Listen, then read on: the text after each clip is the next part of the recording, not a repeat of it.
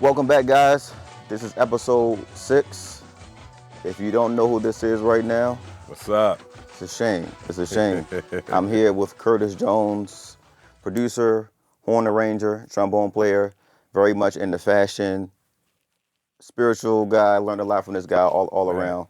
Yes, sir. Curtis, welcome, bro. What's up, man? Thanks Welcome. for having me, bro. Nah, man. Yes, sir. Thank Pleasure. you for coming, man. How have you been? I've been good, man. Good. I've been good. I think the last time I saw you, we were here recording something for Dante Bowe for the Dove Awards. Yeah, Dove Awards. Yeah, we yeah. did here. Yeah, man. How was that? How did That was crazy, man. It came out really dope. Good. Great vibes here. Great vibes there. So it was really good. Good. So Yes, sir. how did that call come about? You just chilling? Man, Taiwan, the producer who works for Dante, he hit me up, was like, yo, we want something with some go-go vibe. He see that I do go-go gigs a lot, been following me over the years. So he just came to be more. We just got it together just like that. Dope. We made it happen just like that within one day. Oh, that's crazy. Yeah. He flew in that same day, the same day we wow. came here. Yeah, he flew in that same day. We worked all day like we did, and then got to it the next day. Yeah, we was out of here. Yep. Dope. So again, for people who don't know, you should know. Like Kurt's is from Baltimore, man. Yes, so sir. from the very beginning, how was it growing up here in Baltimore? Like how was school, friends, cousins, all that kind of stuff? Baltimore was good. It was good for me, man. I grew up in the inner city of Baltimore. Okay. I went to Montebello Elementary School. I lived down on 30th and Tivoli, so it was like the east side of Baltimore. I was in the school choir back then. Really? Like a little bit. Yeah. Just something to do. Wasn't nothing really crazy. But I was in the school choir for the most part. When I got to middle school, which is we wound up moving to like northeast Baltimore near like Morgan State. Okay. I wound up going to Winston Middle School. Okay. And when I got to Winston, that's when I started literally like playing music. Oh, wow. I started playing trombone in '96 in the 6th grade at Winston. Crazy. And it was like, it was curtains ever since then. You know what I mean? My teacher gave me trombone. I was trying to play drums. Like everybody Like would. everybody does, because, we all want to move around and play. Break tension, you know what I mean? Right, But, right. Realistically, when I think back on it. But he got me on trombone, man, and I really got with it like right away. And I thought it was a very unique instrument, and no one else played it. Yeah, so I stuck with it, yeah. I want to say that was like I said, I put something on my page before about starting trombone in September and playing like a full trombone solo in December. Oh, that's crazy. Yeah. Oh, you was locked in for real? I was locked in practicing, really, taking it home, right practicing? away, yeah. So in school, were you kind of like to yourself? Were you kind of like, popular, like not yearbook? They like, he was best dressed, most succeed, like all that kind of. Were you kind of like, just I got my trombone, I'm chilling. I don't need to be around a lot of people per se. I felt like in middle school, I was trying to find myself more than anything. I grew up in a household where it was like me, my mom, my dad, and my 2 sisters. My 2 sisters are way older than me, so it's kind of like growing up by yourself. Okay. So when I got to school, I kind of came alive because now I'm around people who are my age. You know what I mean? Right. I've been around all these older people like every day. Shout out to your sisters. Shout out to Mom, Pops, and everybody. But Right. I'm getting around people that's my age, so I felt like I kind of goofed off a little bit, a little bit more, had a little bit more liberty to have some freedom as a child, as a kid, because I felt like I was always around adults. So that kind of like helped a lot with music because all my friends were playing music at the time. Oh, dope. And then I had a friend by the name of Wesley, probably in like '97. He introduced me to Christ, offered me Christ. And I actually got saved in '97 when I was going to church then with him and his family, the Kennedy family. They lived up the street from me. It's funny. That's falling into my next question. So. Okay, cool. That's dope. So let's start with your dad. Okay. I always ask, like, black men who I interviewed this, like, how was the relationship with your dad coming up? Relationship with my dad coming up was pretty decent, man. My dad is a Vietnam vet. Oh, wow. Okay. His father, my grandfather, was in World War II, and my Uncle Butch also was in Vietnam. He came home when they took my dad. My dad got drafted when he was 19. He had to go off to Vietnam. So my dad spent like 3 years in Vietnam. He stayed the whole entire time. When he came back, he came right back directly to the hood, Baltimore City, living down on Huffman Street. And he married my mom like right away. Oh, wow. My dad was 24, my mom was 19, and they got married. So my dad has been providing and taking care of my family forever. That's amazing. I felt like when I was a kid, I only seen like a serious side of my dad. Sometimes on the weekends when they would party with their friends, I got to see like his real personality, how he liked to be. But during the week, he was so locked in with like getting to work. He caught the bus. He never drove again when he came back from Vietnam. He was very locked in. Definitely a guy that's up every morning at 5 a.m. with no alarm clock. I live the same kind of lifestyle now. Oh, wow. Especially if you follow me on social media, you see how early I walk my dog. I mean, I'm up early. That's no alarm clock. That's just like embedded in me from my dad. I felt like my dad, when he was younger, he hurt his hip. Okay. And when he hurt his hip, he had to get a botched surgery at Johns Hopkins. The surgery didn't go well. He grew up all his life basically with bone on bone, so he was kind of in pain either through Vietnam, either through half his life, either through half my childhood. Oh, wow. When I got to 10th grade, my dad got a surgery and got his hip replaced. Dope. And that's the first time in my life I met my dad. Wow. He was a totally new guy, totally different person. Now, I mean, totally different guy. I bet when you don't have to walk around in pain all the time, when you can play with your son, hey, you want to go outside, throw the football? Hey, it was totally different. Yeah. Like, you want to get on ride a bike or something like that. So with your dad being a vet, your grandfather being a vet, your uncle being a vet, initially what your dad was like, hey, that's what you're going to be doing. Like, no, they never pushed that on us because really? Wow. they were paid like. For my uncle and my dad, they got drafted, so they didn't have a chance to choose. Oh, wow. Okay. He didn't come home and preach to me that you got to go fight war because I did. Serve your country. I did. Your uncle did. Your grandfather did. He never preached that. He never preached like racist stuff. He never talked about like white people or nothing like that. Oh, wow. My mom and my dad, they wasn't really into that. They didn't really teach us that. They were just kind of like, we don't do that. We show love to everybody. Oh, wow. So he didn't even preach that kind of like lingo in the house, and he fought in a war. Right. That was considered a white man's war. And he would have a legit reason to, because I'm not sitting on the sidelines. I'm active. He's actually out there. Yeah, I'm actually active. I'm not giving you my opinion or a book I read. I'm actually out there, like on the battlefield. But he didn't do that, man. I felt like that would have been a different lifestyle if my father would have been like that. That would have been a little weird. Yeah. Okay. So now, as you being a man, how's your relationship with your dad now? It's great, man. It's great. Sorry to cut you off, but from the outside looking in, it seems like he's really like your best friend. That's how it looks. Yes, sir. Okay, that's my assumption is correct. Honestly, it really does. Yeah, that's my guy, man. We, like I said, when that thing changed, it was like watching like TV show. I remember the first show we started watching where I felt like me and my dad were bonding. We was watching Oz. Okay. We was watching Oz every week, on HBO. And I felt like that was like a good bonding time for me to really learn who my dad was. Okay. To see a lot of myself in my dad. Because at first I really couldn't see that. He wasn't in it. I'm the only musician. Like, right. Are you in the music? Did anyone in the family do music? Where did I get this gift from? Yeah, where did this come from? You know what I mean? But his taste for music was just like impeccable. Like he always listened to jazz. He used to listen to like jazz organ all the time around Christmas time. I forgot who the organist player he used to listen to, but he used to like listen to a ton of that Hiroshima and Yellow Jackets. And, oh wow, he hit the Chick curve. Corea, yeah. Dave Weckl, all those Dave Weckl albums. My dad was buying all of that stuff. Oh wow, like CDs. Yeah, like a ton of music. So the music that he had downstairs like connected us right away because I was all in that music. That's how like my ear got so. I'm about to say, people talk about your ear all the time, but now it makes sense. I mean, it's because I was growing up listening to all that music. Yeah. And when I started playing trombone, that's all I did was put CDs on and try to play the melody. Nice. Which is like extreme ear training back then, which I didn't really know. Right.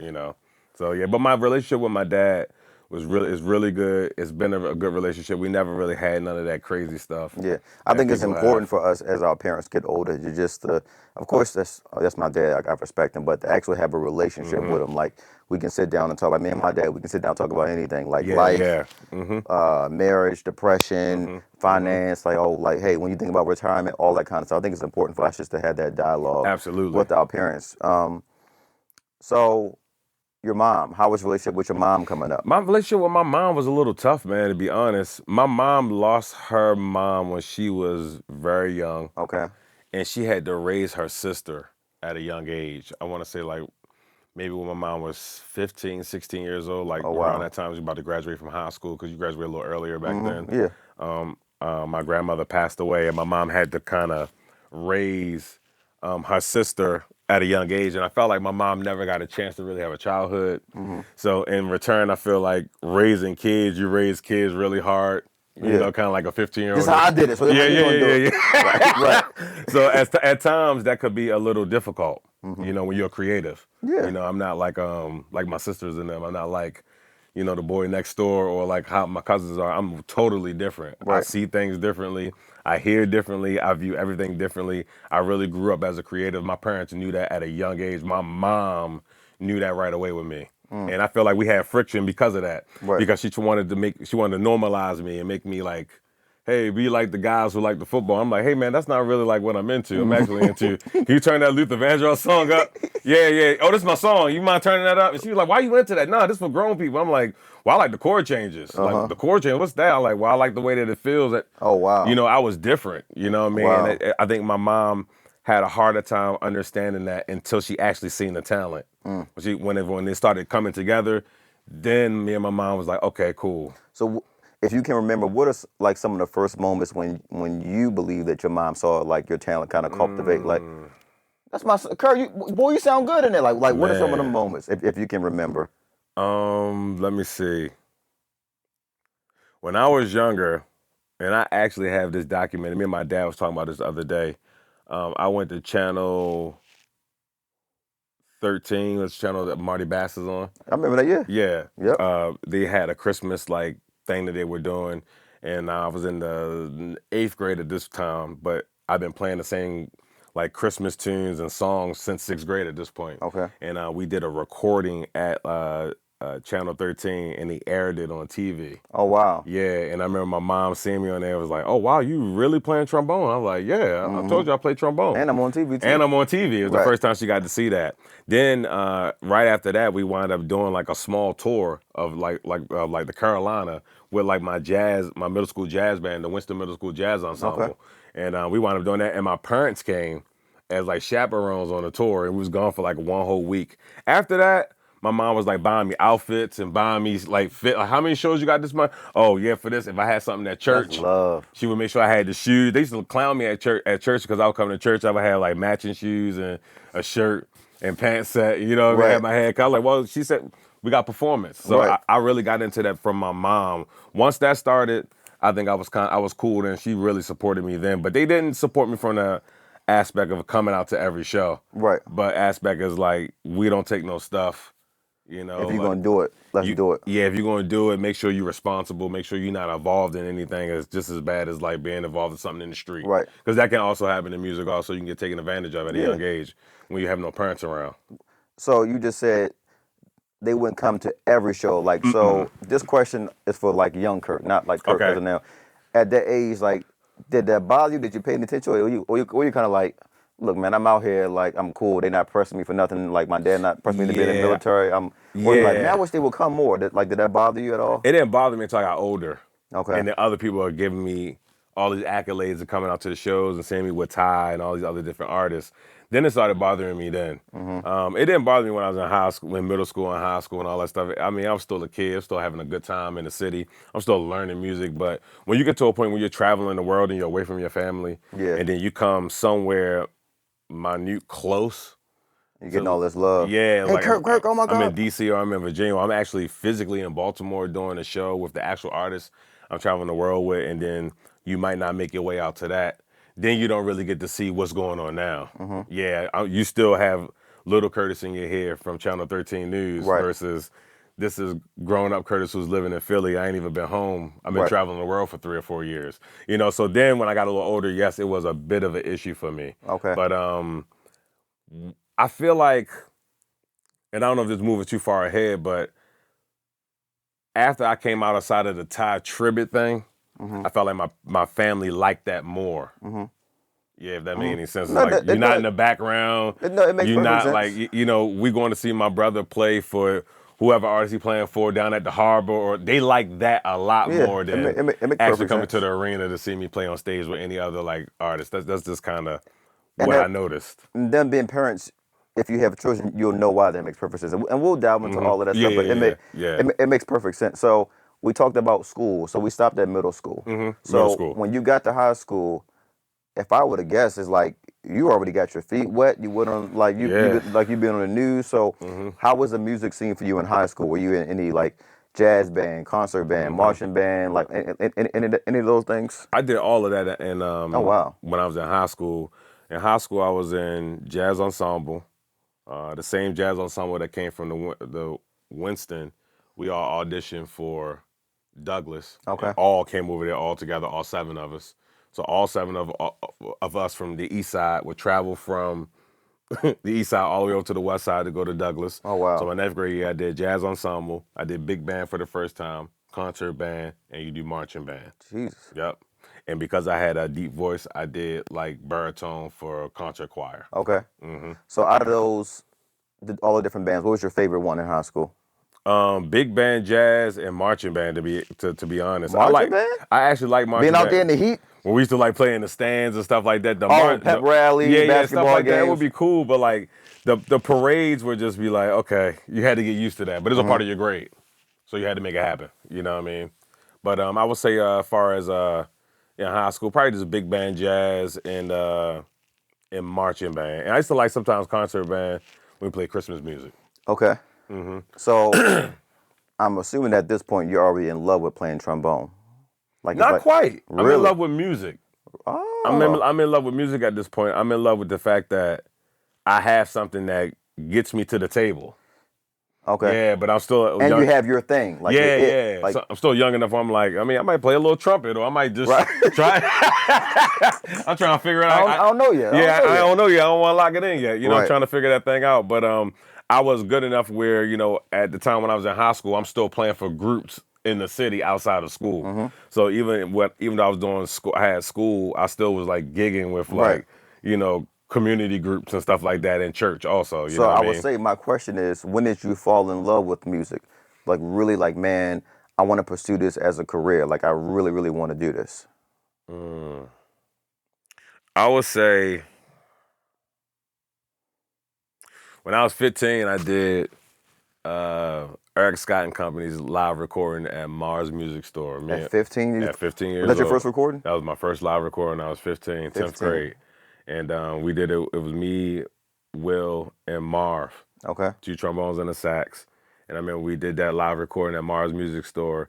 I remember like mad people came out. It was like super dope. I had never like been a part of production like that and had that whole thing like come together and just seen like we worked so hard and then it came together and it's like all these people. I was like, man, this is insane. Like, and then I'm like with Marv and it's like he on TV every other day and it's like back in the day. You know what I mean? To me, that seemed like, yo, this is insane. Like I'm around the people that's doing what I want to do. This is what I want to do.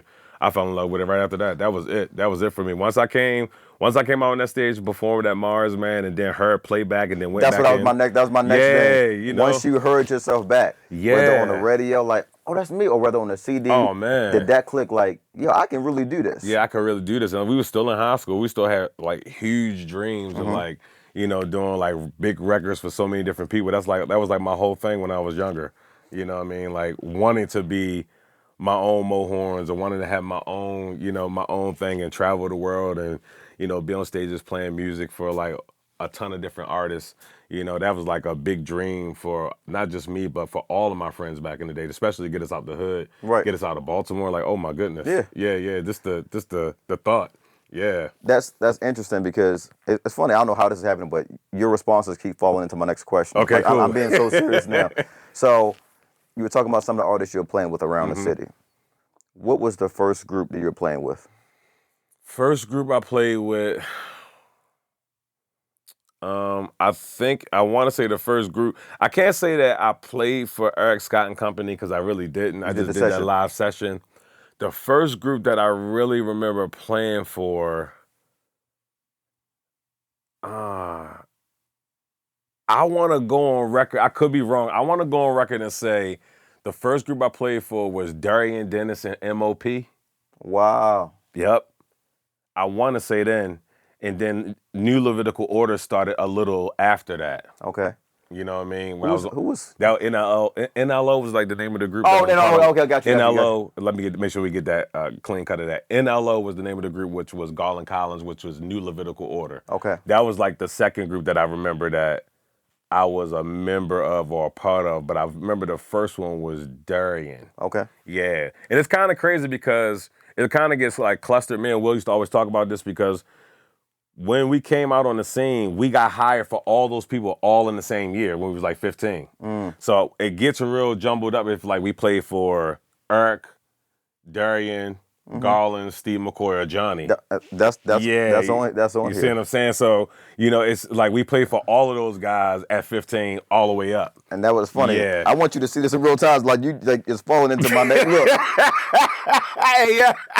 So I want you to think like so. I remember the first time I remember seeing you plays with Steve McCoy.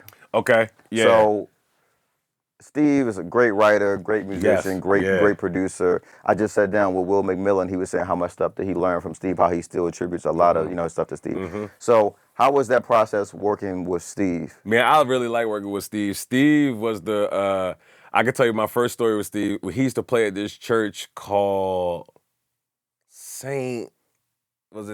John's? I believe so. Yeah. I want to say it was St. John. I can't remember the name of it. It was like a little church on a side street. Okay. And I remember he had me and Will come there. Will's mom dropped us off on a Sunday morning. And that was the first time I ever got paid for a Sunday morning service. Oh, wow. I remember we played the service, and then he had 2 top envelopes, and he put it behind his back and gave them to us. And we opened them up, and it was like $25 each one. We was like, oh, yo, he paid us? Right. And it's crazy. I remember we caught a cab from the church, and we went back to Mount Nebo for the afternoon service and did the service. I'm like, yo, that's crazy. We got paid today. But that was my first experience. That was my first experience with Steve, yo. You know what I mean? And then after that, man, like one thing I used to like about Steve, he used to rehearse a lot. And I love rehearsing. That's like I think that's like a part of like musician culture. And people who don't rehearse, I think you're strange. And and don't expect to have a good show if you don't rehearse. It's lost right now, too. Yeah. You gotta rehearse. Just send me the stems, bro. It's like, yo, even if we send you the stems, we need you to rehearse the stems. Let's still rehearse. You gotta rehearse. You know what I mean? So I come from that, and Steve was real big on that. So we would get together and like rehearse and argue and go back and forth. We would do this all the time. But I felt like when we did our shows on the weekends with Steve, they were smacking because we had put so much time in on the week. Yeah. You vibing out on what second nature. It's second nature. You know where he going. Like, you can see he may give you a face expression like, oh, he wants us to go here, like, and you there. Yeah. You know what I mean? And I just thought it was dope that he was using horns. It was like me, Will, and Felgen back then. And we used to do Steve McCoy, man. We used to do it. It was super dope. We always had a good time with Steve doing music. And Steve was definitely, I would say for us, definitely gave us an opportunity to be creative, be ourselves, have our own sound. You know what I mean? Like, and Steve also was big on like knowing the word, knowing who you were as a man. Wow. You know what I mean? And standing on that. Yeah. I felt like people played a lot with Steve back in the day. And I felt like when we came around, we were younger, he wanted to instill in us like, yo, don't let people play with you because you got a real gift that comes from the Lord. Yeah. Yeah. And they playing with you in real time. Like what you have isn't special.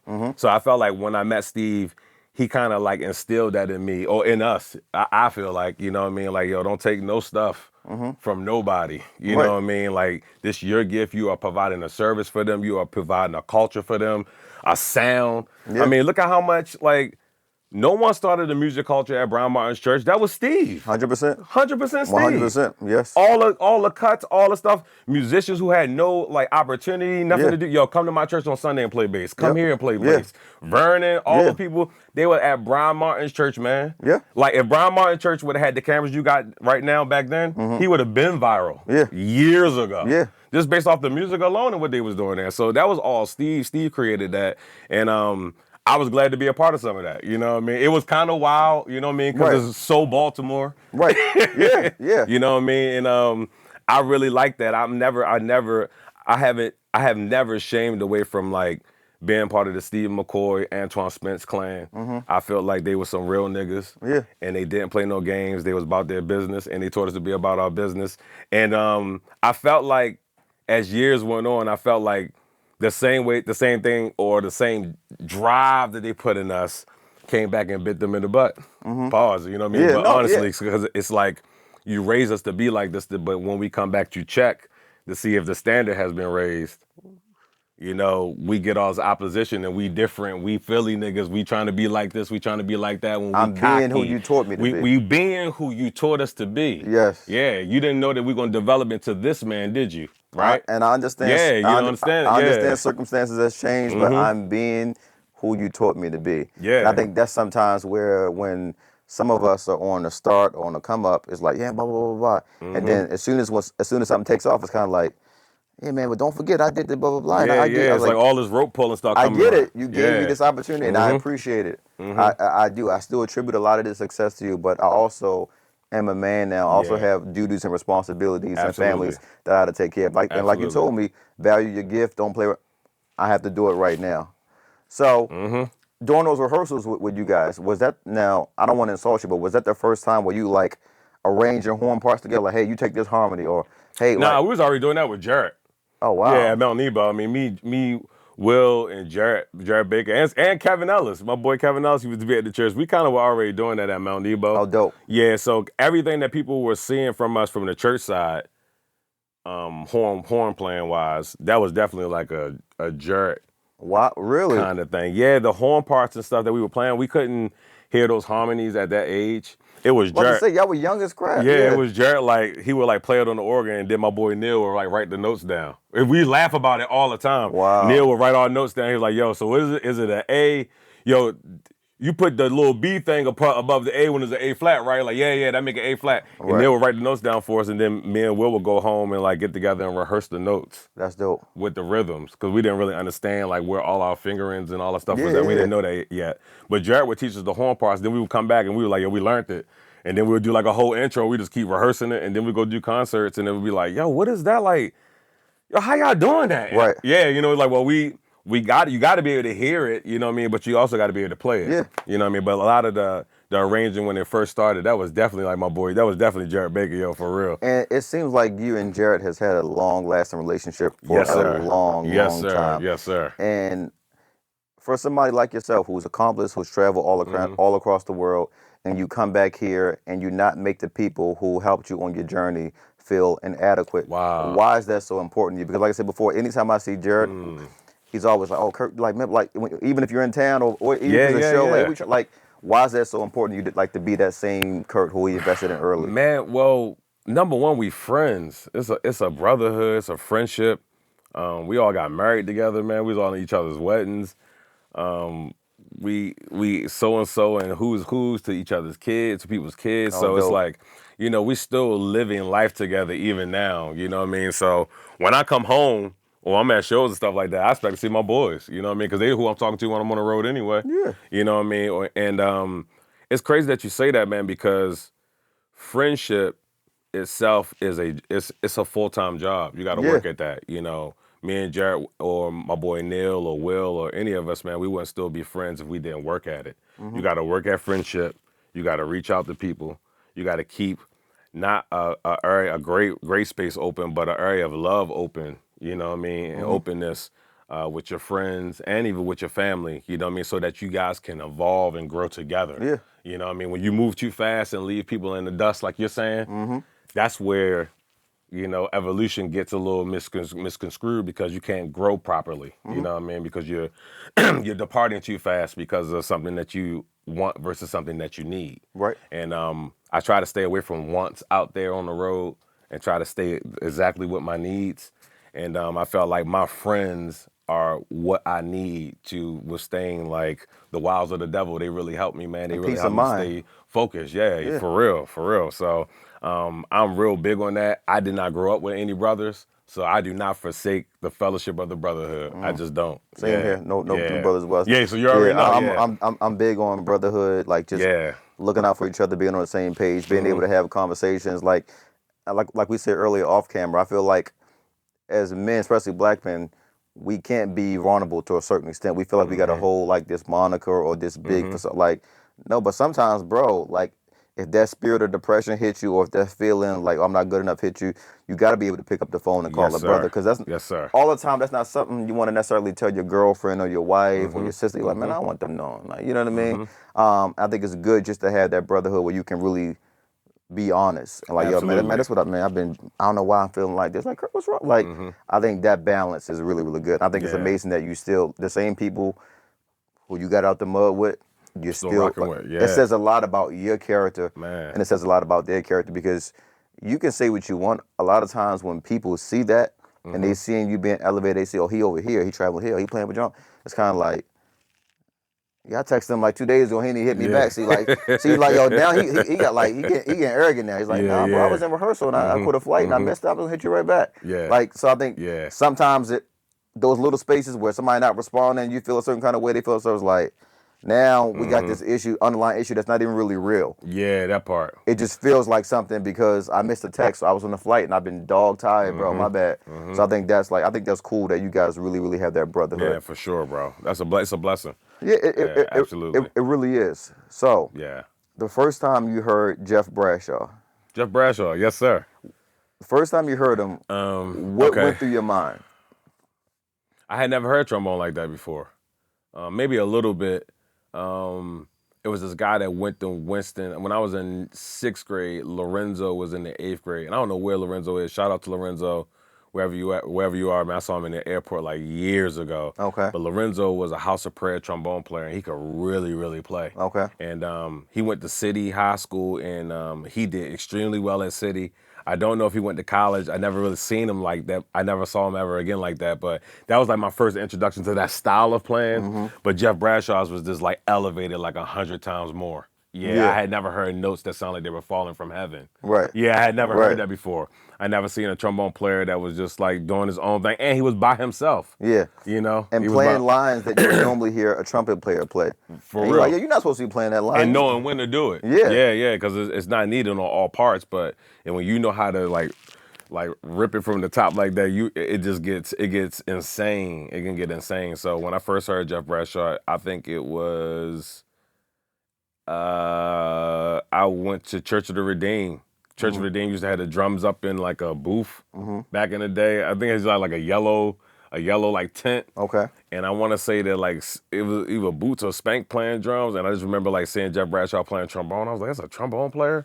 He was playing by himself. And then the second time I saw him, I think Antoine Spence had something at the skating ring at Shake and Bake. Okay. And I went down there and saw Jehovah's Chosen perform, and Jeff was playing. Man, it was insane, yo. Like, it was crazy. Now, did that really like gas you, or like, okay, like I got to lock in? Did that really gas you? No, it gassed me for sure. Because one thing I liked about Jeff is that when I met Jeff and he saw that I played trombone and I was decent because I played with NLO that night, he got my number right away and he would call me.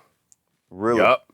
Now Marv and Jeff both, but Jeff was different because he's from Philly. You know what I mean? So I'm just like, it's a different culture. It's a different culture. So he's like, yo, what you doing this summer? Man, I'm chilling. Oh, all right. I'm gonna be in Baltimore in 2 weeks, playing on the Pier 6 with Jill Scott. You gotta come out. I'm like, all right. So I'm like my parents know, like, the trombones player saying I should come out to the Jill Scott concert. I don't know nothing about that. He called me. PJ, this dude named PJ who plays bass, he used to play bass at Kingdom Worship Center. Okay. PJ, he does like photography now, Grumpy Grandpa, what he goes by. But back then he was playing bass for Darian's group. He's like, his god brother is playing percussion for Jill Scott, so he knows all of them. So he calls me at like 8 o'clock in the morning, and I'm like, yo, hello? Man, where you at? So I'm like, what's PJ talking about? I'm like, what you talking about, man? It's like, yo, this Jeff Bradshaw. Oh, wow. I'm like, what? I'm like, why would Jeff Bradshaw be calling from PJ's phone? So I hung the phone up. Yo, they called back like, yo, that's really Jeff Bradshaw, yo. He's telling you, bring your horn down to Soundcheck, get up. We can come pick you up. We can go get some breakfast. They literally came and picked me up. We went out and got some breakfast. I hung with Jeff Bradshaw all day long. And then they did a show down at Pier 6 with Jill Scott. And it was the first time I heard him do like, and it was like this big thing, like the whole band played like his intro to his solo, and then he took a whole solo. I'm like, how did the trombone player get this big grand finale? It just was something I had never seen before. Yeah. I had never seen that before. At that time, it was like an auxiliary instrument. Hey, come in right here. And it was still a horn section. Yeah. It was like he was still Matt Cappy up there, but it's just like Jill Scott gave him this whole like platform to just be himself, and I thought that was absolutely amazing. And any trombone player who I felt like came encounter with Jeff Bradshaw or Marvin Thompson, you were bound for greatness. Yeah, I just feel like that. So how old were you during that time? When, like I said, when you first heard Jeff, were you still like 15, 17, around age? Yeah, I probably saw Jeff or kicked it with Jeff every year from like 15 on up. So before we even go further, let's give Jeff some love. It's one thing for somebody to say, take my number down and call me, but he like, yo, I told you I'm in Baltimore, like, get your home, we about to have breakfast. That's different. Consistently. Yeah, that's different because a lot of times people say that just because they're like, oh, he played bone, let me give him some love real quick. I don't want him to think that I'm all high and mighty. And then when you call him, it's like, oh, nah, that's different, especially during those times when people were more like secluded with their gifts and their abilities and what they wanted to share. So like, I think because there wasn't a lot of trombone players around that were doing that, to be honest. Not a lot of young trombone players, to be honest, because even when I see a young trombone player or a young horn player that like kind of like raises my eyebrows, I kind of take a liking to that person too, because it's kind of like you're doing something that's at my eye level. Yeah, normally I wouldn't even see that. Like, how am I even seeing you up here? Right. I felt like that's kind of how it was. And then, coming under like Marv, you know what I mean? Like Jeff and Marv are like extremely close to, two of the biggest trombone players on the East Coast. Yeah. And you know what I mean? I kind of grew up with both of them, to be honest. Cheat code for sure. And that wasn't an easy thing, I'm sure. Because Jeff was always like the fun uncle. Yeah. But Marv was more like, hey, yo. Getting these books. Stop playing so much. Learn your instrument. Learn when your notes are. You're going to be in situations where you're going to need to boom, boom, boom, boom. And Jeff is more like, yo, come check out the tour bus. Yo, it's crazy. Yeah. You want something to drink? I think something to drink. Look, I got a whole Gucci trombone case. You know what I mean? Right, It's like, Jeff was just different like that. But I think the contrast of the both like made me a great musician because I learned business, I learned swag, I learned stage presence, I learned how to really be in the room. And a lot of people couldn't do that. And Marv was always hard on me about learning how to put on more than one hat. He was like, you're not just a trombone player, you're a businessman, you're a ranger, you are this, you are that. Wow. And you gotta like be that now. You can't joke around and do all that you wanna do like everybody else does because you're cut from a different cloth, you're gonna have to get to it. Yeah. So when you're hearing Jeff, are you like, especially I know at the time, let's just say for example for keyboard players. Okay. You hear somebody play a record and you're like, what keyboard is that? I gotta get that board because it sounds now. Okay. When you heard Marv, you're like, what kind of trombone is that? Oh, you got a different mouthpiece. So now you probably laugh at me. During that time, is that when like King trombones were really popular at that time? Well, King trombones have always been like really popular trombone. Matter of fact, the average King trombone B3 Legend, if you buying that right now, it's going for $2,800, $3,100, $3,500. Jeez. It's a 25, 30-year-old trombone still holding price at $2,000 to $3,000. Right. It's crazy because this young trombone player just asked me the other day about like getting a B3, and I'm like, well, they still holding at least like $2,100 used. Yeah, so Kings were really good trombones at the time. I'm saying all that to say is I didn't have any of that because my parents couldn't afford that. Okay. And even if they could, I don't think they would have paid $2,000 for a trombone. Especially during that time. Yeah. Like, nah, you want to go to Florida to Disney World? That's cool. Right. But we're not paying $2,100 for it. Right. I mean, that's just the culture where we grew up. They don't do that. So my first trombone that I have, Marv gave to me. Oh, wow. And it was a King student model trombone. So the trombone you played in high school? Marv gave me that trombone. Wow. I played on that trombone all the way up until I did my first recording on that trombone with Eric Scott and Company. I did my first national recording on that trombone with Tye Tribbett. Oh, wow. When you watch Everything to Me and all that stuff at the TLA, that's all on the King student model trombone.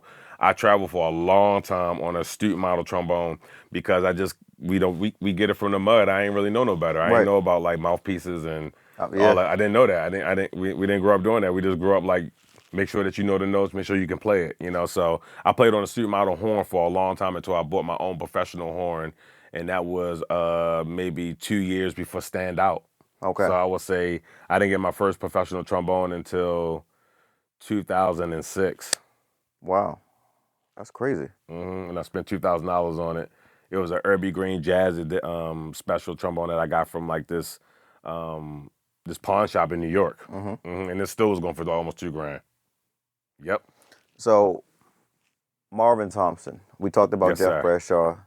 I want to touch on Marv. When did you initially meet Marvin? I met Marv in 1998 Easter Sunday SOP at First Apostolic. Yep. I met Marv then. He was playing trombone by himself. Like Jeff Bradshaw, he was playing horn by himself. And it might have been a little bit before then. I want to say not 98. It had to be like 97. I saw Marv play trombone. Okay. 97. Yep. And he wrote his number on the back of a Tye's envelope and gave it to me. Yep. He was like, man, what kind of trombone you playing on? And I was like, man, I got this school trombone. It's terrible. I got tape on it.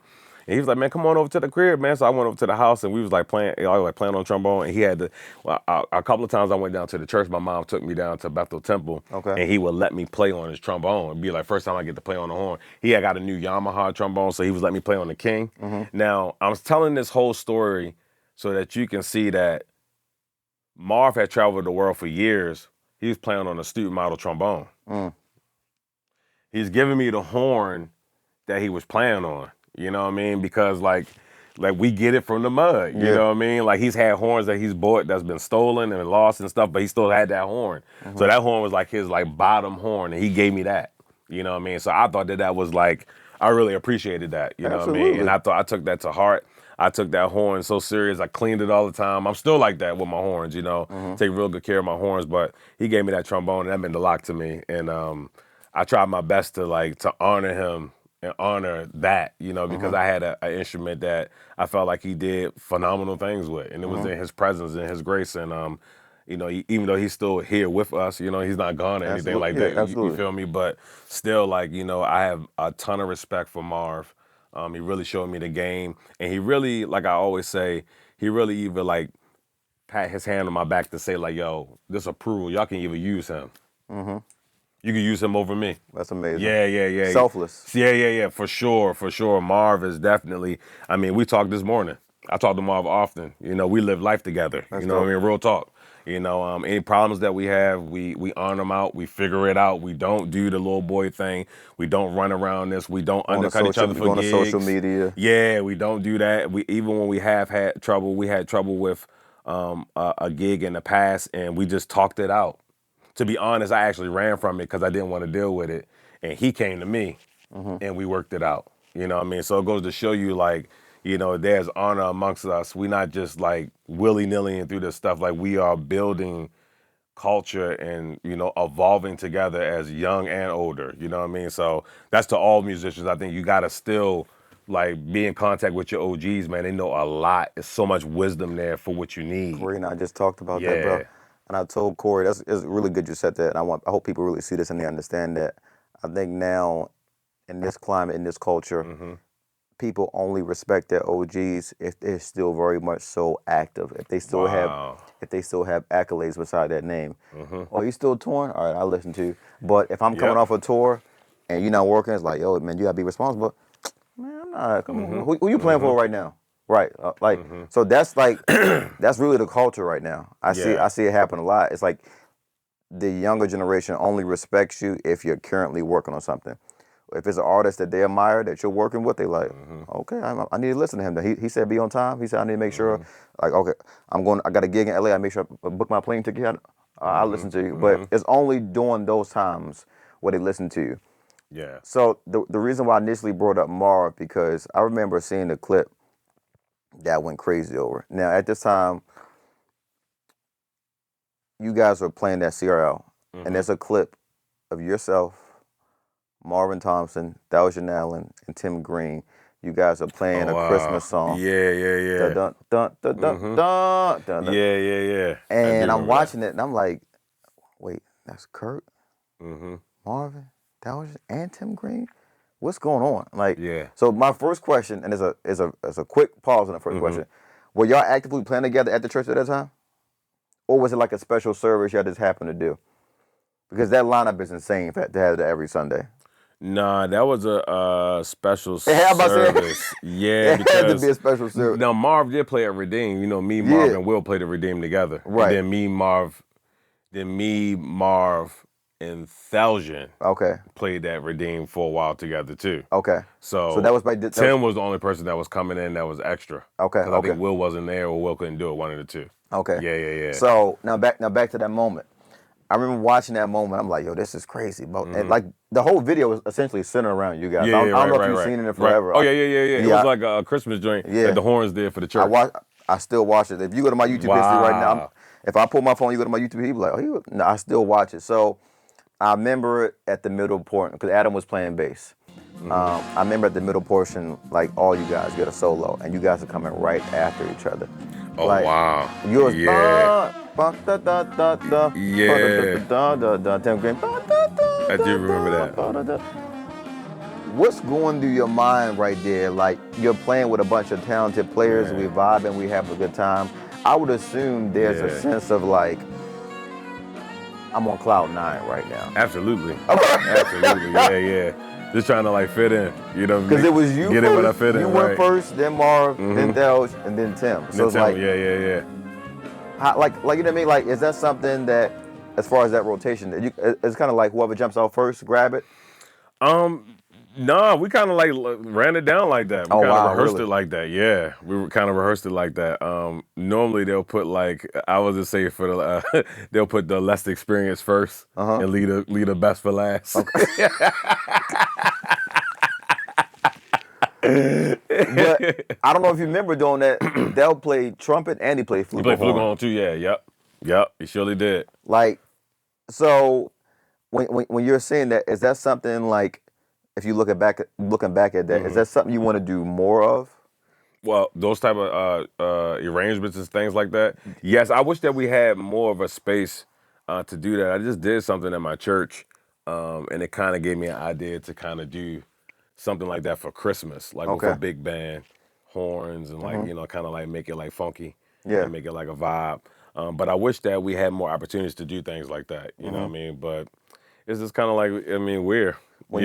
When you see those guys now still actively working, traveling, like I remember seeing Tim Green playing for Michael Bublé. Yeah, for sure. What does that do for you? Like, man, I came up with this dude and this. Man, super dope. It's like, dope to see any horn player like making it, doing any show or any gig, man. To be honest, like the horn culture itself can be such a one where you don't make a lot of money. You know, so if you blessed to be a part of something, someone wants you to be a part of their thing and pay you, you know what I mean? That's absolutely amazing. However many years you're there for or a part of that organization. So whenever I see any horn player, it don't matter who it is, they ain't never no hate. Yeah. What's that clip that them little boys is like when my friend get blessed?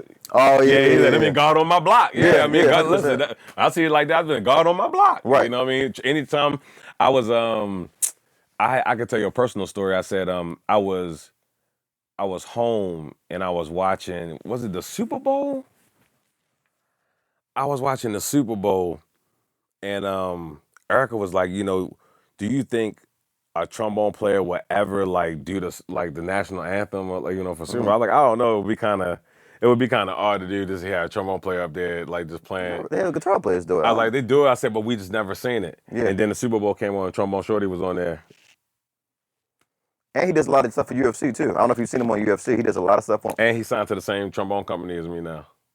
So it's like when I saw that, I was on your like, block. You on my block. He on your block. You on the block. For real. I'm not going to hate. You don't hate on that. He's on the block. Look at this. And I wholeheartedly believe that, one, because of who you are as a person. This is not a facade. This is Kurt's like real life personality. Like, I can't remember for the longest time I can't remember a hateful conversation like, oh yeah, he oh man. I honestly can't. Now I can say I remember hearing other people speak about you.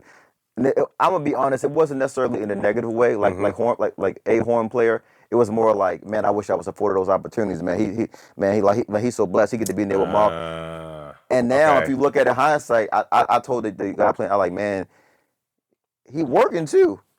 You can hang around a bunch of cats that's nice, but at the end of the day, you gotta go home and you gotta do the homework. You gotta do the work, yeah. So you can be hanging with that Bradshaw down there with Jill Scott. He's showing you stuff, but if you're not retaining it, if you're not going home, none of it matters. Just like you said, Mark said, hey, learn all your positions. You may need to play a B flat here or something. So if that's going in 1/8 out the other way, it don't matter. It don't matter how cool you and Mark are. It don't matter. You got to go home and do the work. So I think sometimes that particular person saw you through a different lens. They saw you like, man, this dude, like, he just at the right place at the right time. It's like it's not just that. Yeah, it's that he's doing the work. You got to be prepared too. And I'm still very big on that. I mean, I practiced for 2 hours this morning.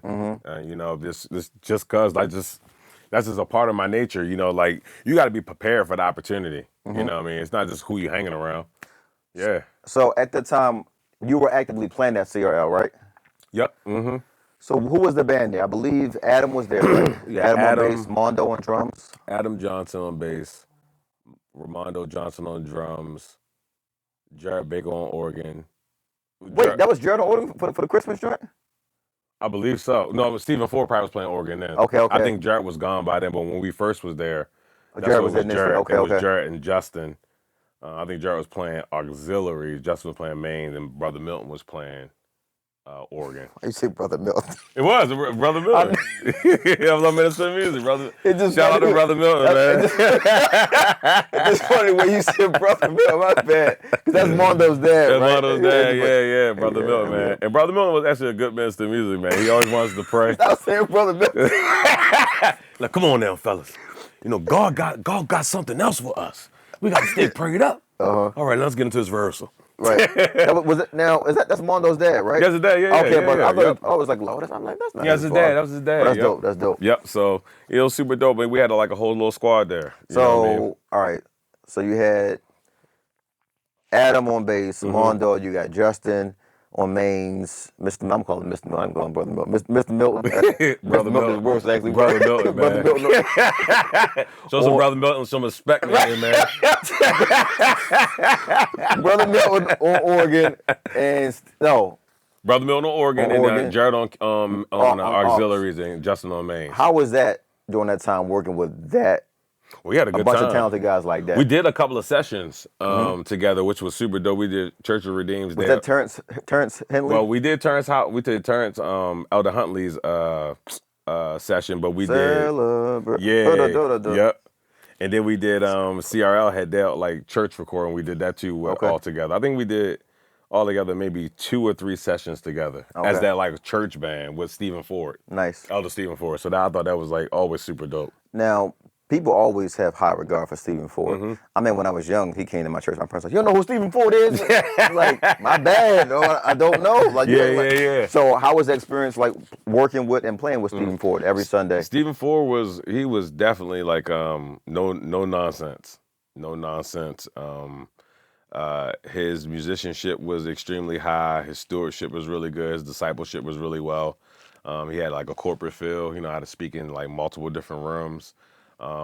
He was a person that was real big on like being a musician who can wear multiple hats. He kind of teaches all the people that come up underneath of him, like, just don't be an organ player, but do all the like main work too.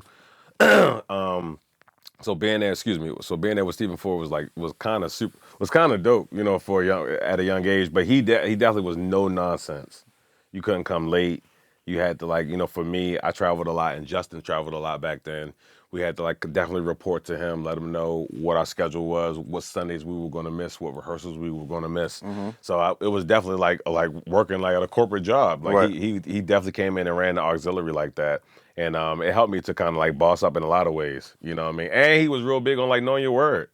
Like if you're gonna be another one. You had Steve, and you had Stephen Ford. Another one was like kind of really promoting that culture. Can't be an empty bag. Can't be an empty vessel. You know what I mean? You can't just be used by God, but then in your real life you have nothing. Yeah. You can't be this big warrior in the musician world and then come home to a little hut. Right. Yeah, you got to like making sure that you maintain some, you know, just like life. You know what I mean? I feel like a lot of musicians, I don't know now, to be honest, I can say this much. Stephen Ford was probably more in tune with the musicians back then than I am now. I just think of just being so busy, being a horn player, traveling the world and doing all that stuff, I'm not as in tune with the younger generation like I used to be. But when we have to go and hire musicians for church, for on the road, and even myself, then you get to see how bad it really is. You know, just the stewardship is really bad. It's no discipleship going on out there. Musicians just doing whatever. It's kind of wild a little bit. But the talent is still really good. You know, I feel like the talent is still really good, but the character is really bad. You know, I mean, can't maintain like they used to. So I feel like it's not enough Stephen Fords, or I feel like let's just use the people that was in my church band, right? Because I can speak on those people.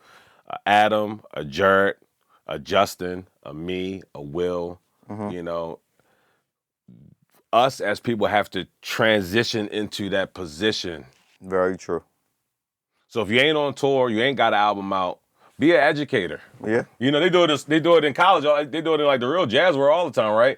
I don't play jazz with this big artist. I don't tour the world, but I'm an educator. I teach people language. I teach people like culture of this, like how this works, the ins and out of this. I just don't see a lot of that no more. Most of the time, the older musicians, they're just kind of fussing at the younger musicians and they can't really learn nothing like that. Yeah. I don't even like young boy musicians. I don't say my little bro or little brother. I don't do that either. I feel like that kind of messes with the warrior that I'm trying to get to. I need you to be strong. I don't need you to feel weaker than me because you feel like I'm stronger than you. And I feel like that's a mentality that a lot of musicians bring in from off the road back to the younger generation. That's why the younger generation don't care for them, you know what I mean? Because you're coming in them and crushing them with your accomplishments and you're not helping them build anything. Yeah. I always say there's a thin line, more so balance with your approach with people. Like I said, you had Marvin and you had Jeff Bradshaw. So if you're one person, you said Marvin was like, hey, strict on it. Jeff was kind of like, man, let's have some fun. But he still was going to teach you some stuff and make sure he put you on game. So I think now for one individual, you got to know how to be two people. Absolutely.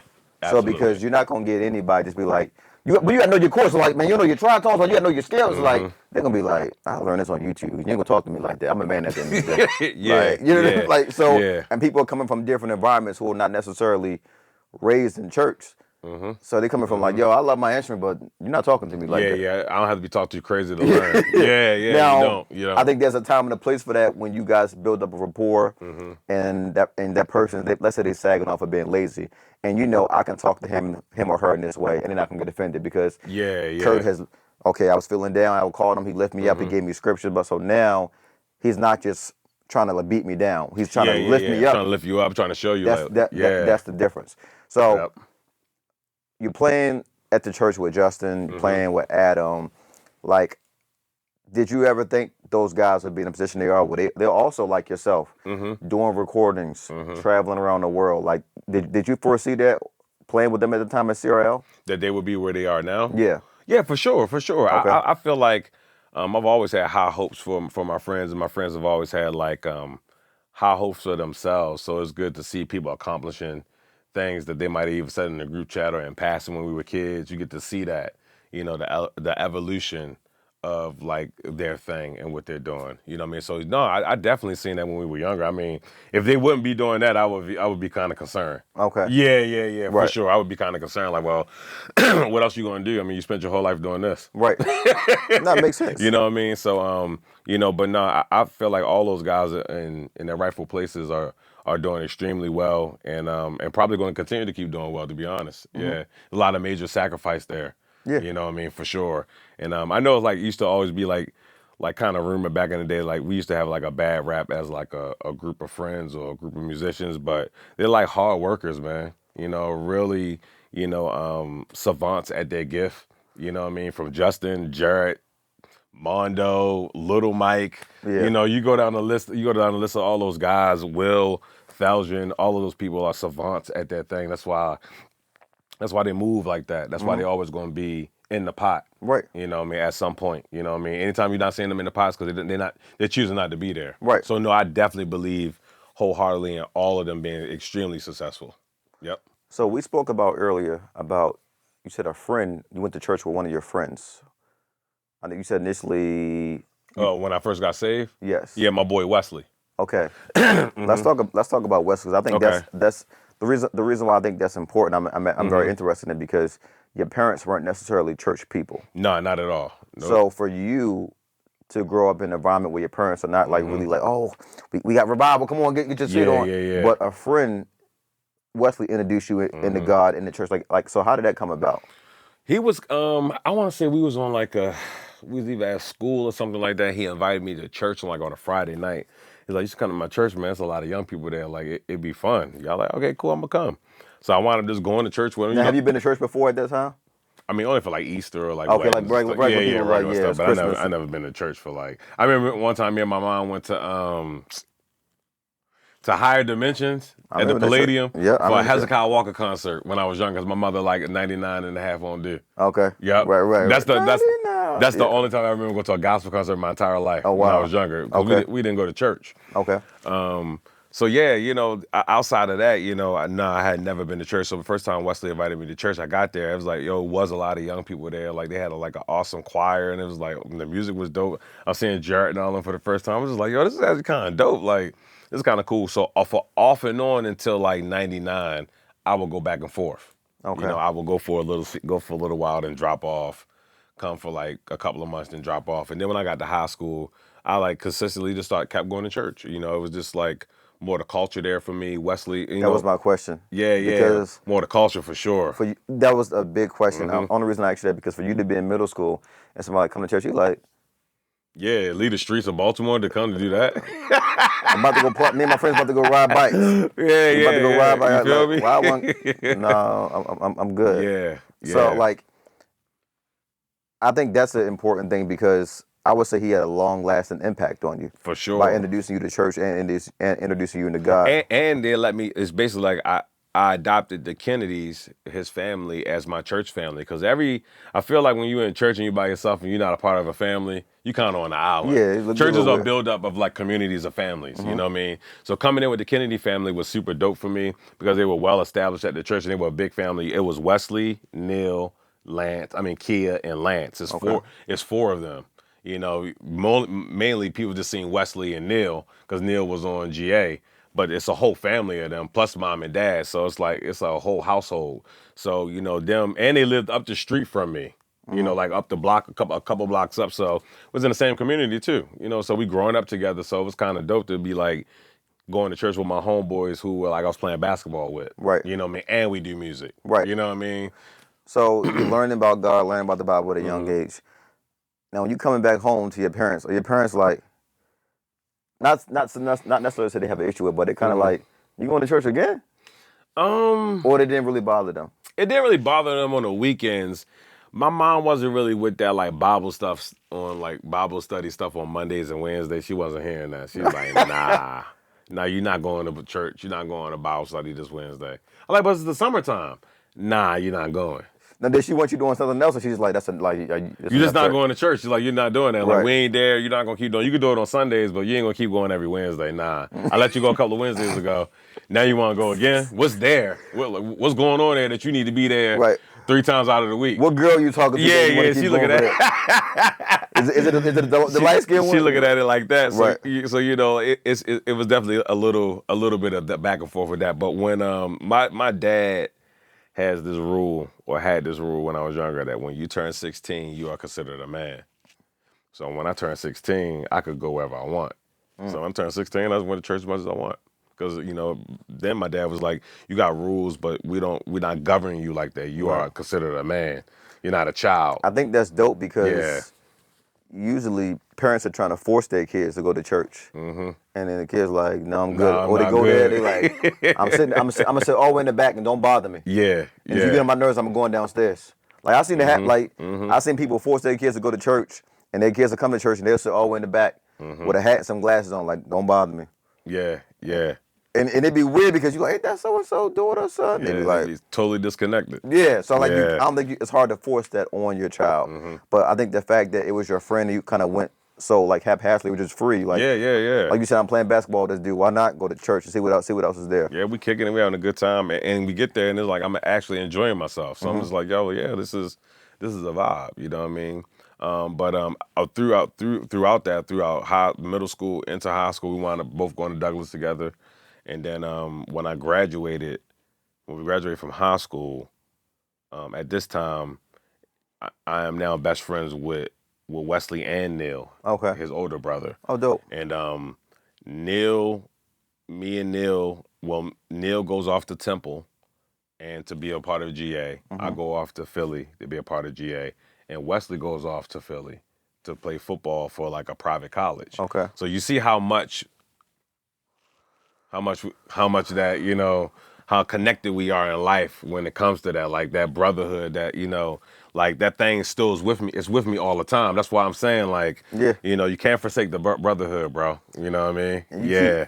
I'm listening to you, but you keep doing the same thing with these questions. Like, you legit going into we into the next one now? I'm being serious. Okay. So, you are a part of one of the most iconic bands in gospel music. I mean, you really can say music, period. Yes, sir.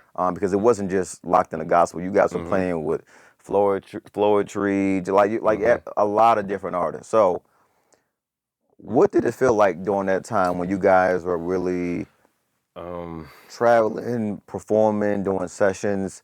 Because I don't know if you know, but there was the group, Tye Tribbett and GA, and there was Soundcheck. Of course. A lot of people just came for Soundcheck. Of course. Like, musicians will be on this side of the stage, not caring about nothing that's going over there. Like, oh, yo, Spank playing, yo, they go Kurt, like, they go Kurt. Yeah. Like, so what did that feel like? Traveling with a band like that? Y'all were essentially rock stars. Yeah, I mean, I don't know if we necessarily felt like rock stars right away. Oh, okay. I feel like we were looking at rock stars like we were around celebrities who had real lives. Right. You know, and then I'm still kind of coming home to, like, you know, my parents' house and still cutting the grass and washing the dishes. Right. So being a rock star, I mean, I only might have felt like that if I was on stage. Okay. But in real life, probably not. Because we were still more working and, like, you know, we worked more than we, like, enjoyed being a rock stars, if that made any sense. Yeah. No, that makes sense. It makes sense. You know what I mean? I used to always tell Spanky, I felt like Spanky would always leave. He would leave and go out and do, like, a tour with Diddy or Backstreet Boys that he could feel like a rock star. Because I felt like you couldn't really do that where we at, because it's one unit, it's one big thing. I felt like Spanky got more exposure to that because he was stepping away and doing that on his own.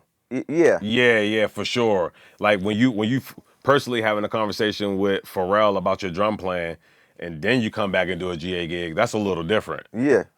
You feel me? You look at life different, and you become a brand at that point. Yeah, for sure. Because I think when Spank started to branch off and play with different artists, and we didn't see him there, people was kind of like, "What's Spank at, man? What?" Yeah. Now, like, you're supposed to be going there for, like, for the whole experience. Like, you're missing all the preaching and teaching. You know, like, I thought Spank was playing, man. I'm getting ready to go. Like, right. You're supposed to be there for the whole experience. It would be like that, and people would definitely be upset when one person is. So you felt that? Oh no, people would tell us.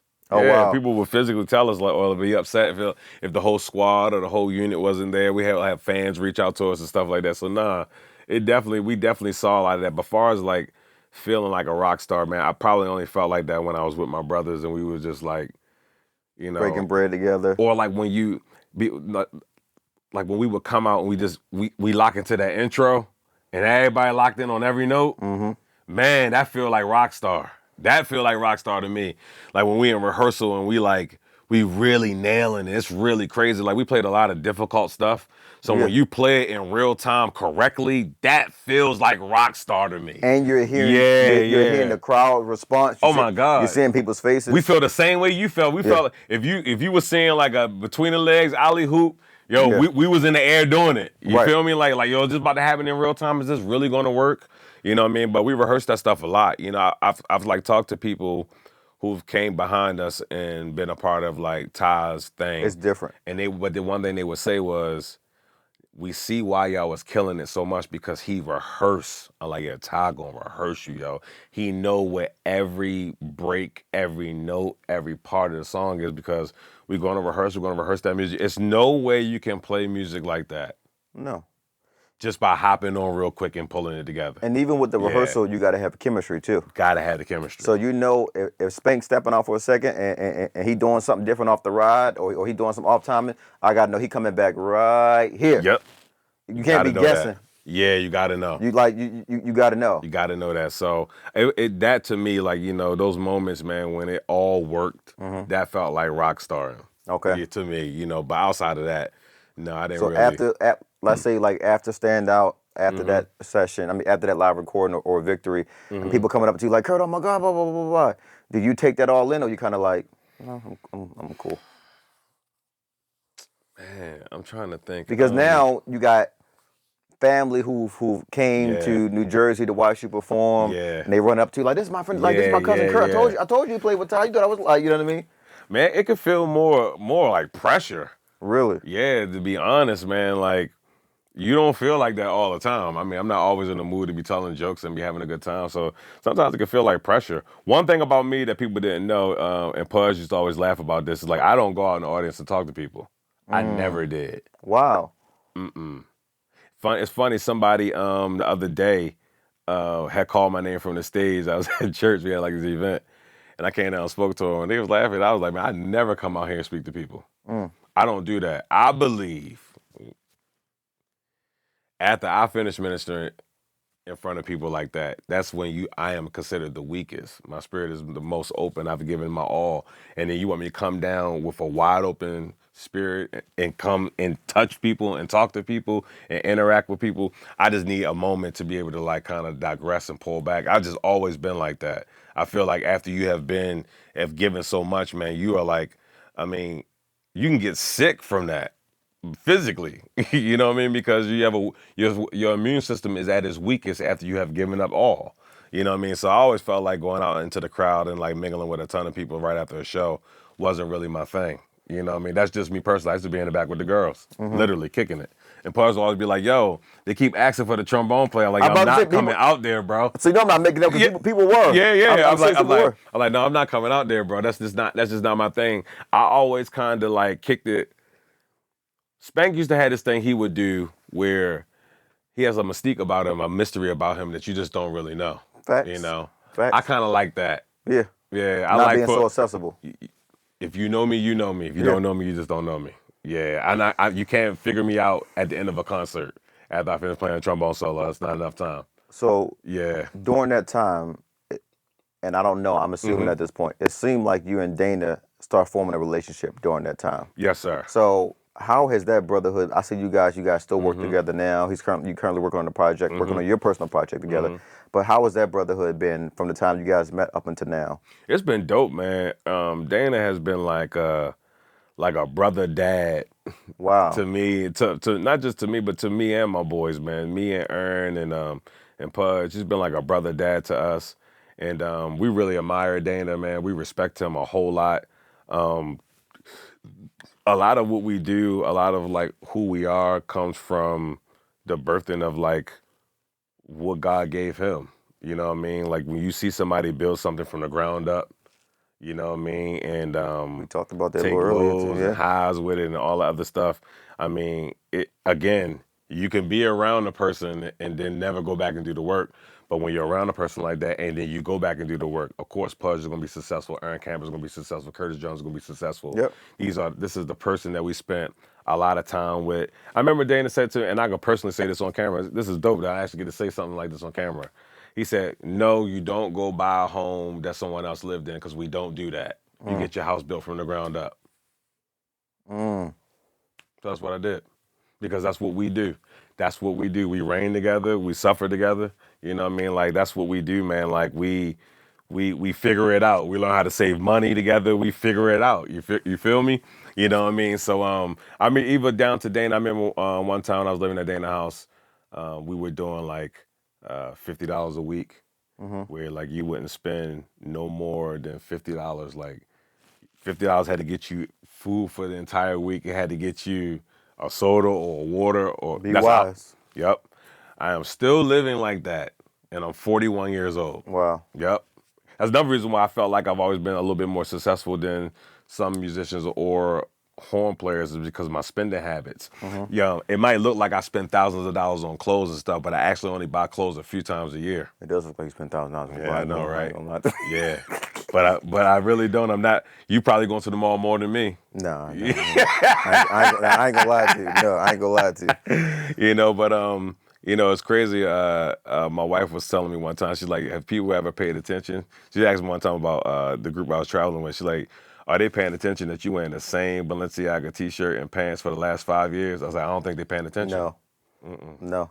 Because I think I told you people just saw you guys as rock stars. Yeah, you see as a rock star. But I think when you buy high quality clothes, you can wear them longer. Yeah, people say they last longer. Feel me? I mean, These jeans I had on cost $300. I've had them for 5 years. Oh, wow. They got a flare on them. I was wearing a flare 5 years ago when nobody was wearing flares on the body of jeans. Now they're popular. These jeans are 5 years old, and now they're popular now.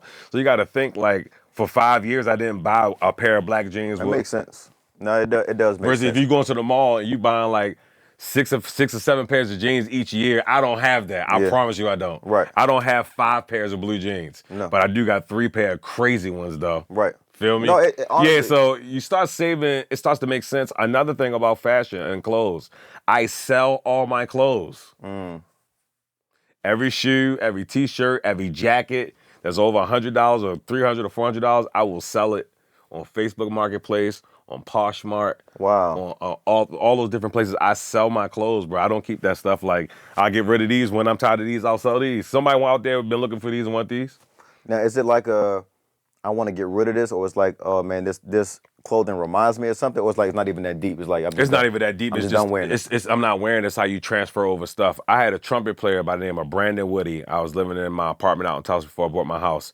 Brandon Woody was at my crib. We was working on a studio joint. I was like, yo, I really want to buy a new trombone. I want to get a BAC trombone. He was like, are they going to give me your endorsement? I said, well, they'll give you an endorsement, but you got to put down like a certain amount of money. I was like, I just really don't have it right now. He looked at my closet. He was like, look like you got it right in there. And I was like, oh, that's right, I haven't sold no clothes in a while. Out of the blue, all the stuff happened with Gucci. I sold all my Gucci loafers. The down payment for the trombone was $2,800. I sold all my Gucci loafers and like my Gucci belts and stuff, all that stuff. I come up with $2,600. Yeah, you're right there. So the trombone that you see me like playing on today, like I put a down payment because I sold all those Gucci loafers. So I'm just trying to tell you, like, you know, when you buy stuff like that, you can like definitely make your money. You can make money off of it. It still holds value. And if you buy quality, essentially you're saying if you buy quality the first time, it still holds value. It holds value that you can trade it later like a car. Like that trombone you said, not the one before that. You was like, hey, yes, it's old, but it's still X, Y, Z. It still holds quality. It still holds like value to it. So I won't say that, you know, spending a ton of money on clothes all the time. You got Fashion Nova out here and so many different things that people are just like wasting money on cheap clothes. It's not. It ain't even worth it. You wear them jeans 2 times and put them in the washing machine. Yeah, and then those jeans is done. Yeah. So, I want to tap back into Dana for a second. Yes, sir. When you see somebody like Dana, who was also a part of that amazing group band with you guys, to in a sense part ways from there and have to start from scratch and really get it out the mud. Dana and I talked about this. I told you earlier from almost 2 hours off camera about everything in detail. How does it feel to see, like, man, my brother, somebody said it was like a brother/father figure to me. Man. One, stepping out on faith, but essentially going brick by brick. He not blaming nobody. He not playing the victim. He just working. What does that feel like? And not just working. When a project comes to him, you know in your mind, if this needs horns, my phone's ringing. My brother gonna make sure I stay working. What does that feel like? It feels like freedom. Explain that. It looks like freedom. It smells like freedom. When you own everything, it is freedom. When you're not under the thumb of a person, it is freedom. You know what I mean? When you don't have to have all these deadlines for someone else, it is freedom. I feel like what Dana has built has given him the freedom to be able to explore. Because you got to think, like, some of what Dana's doing right now, he's figuring it out.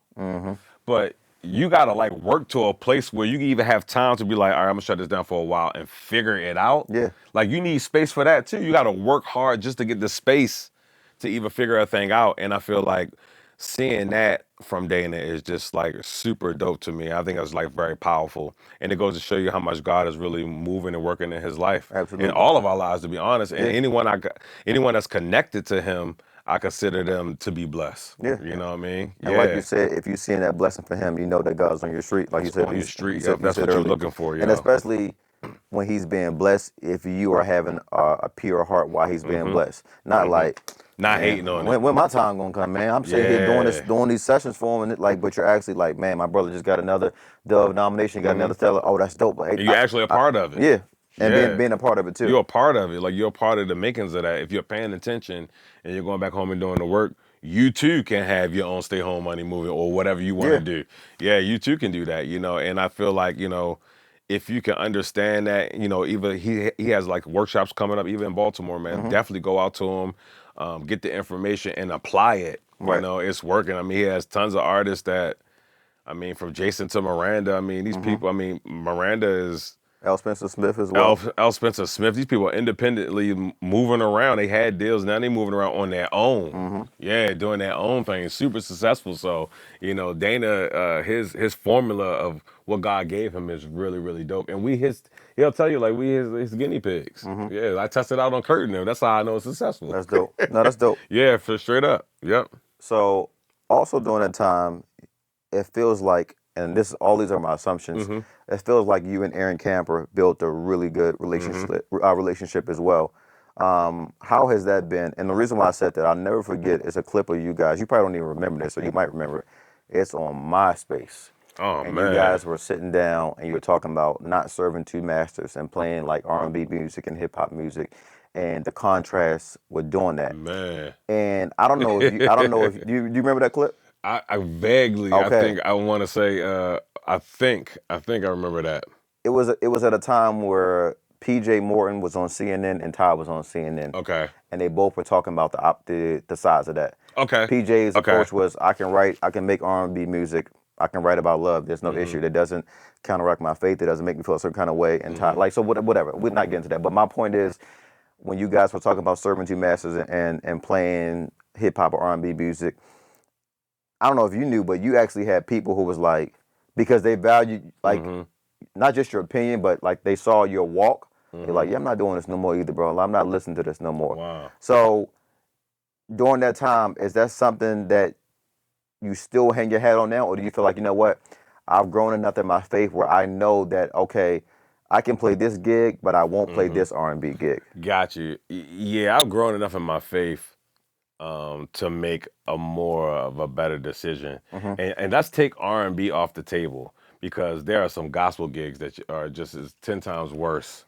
Okay. He said it. I ain't said actually, I think it's far more worse to go to hell through the church than through R&B and hip hop.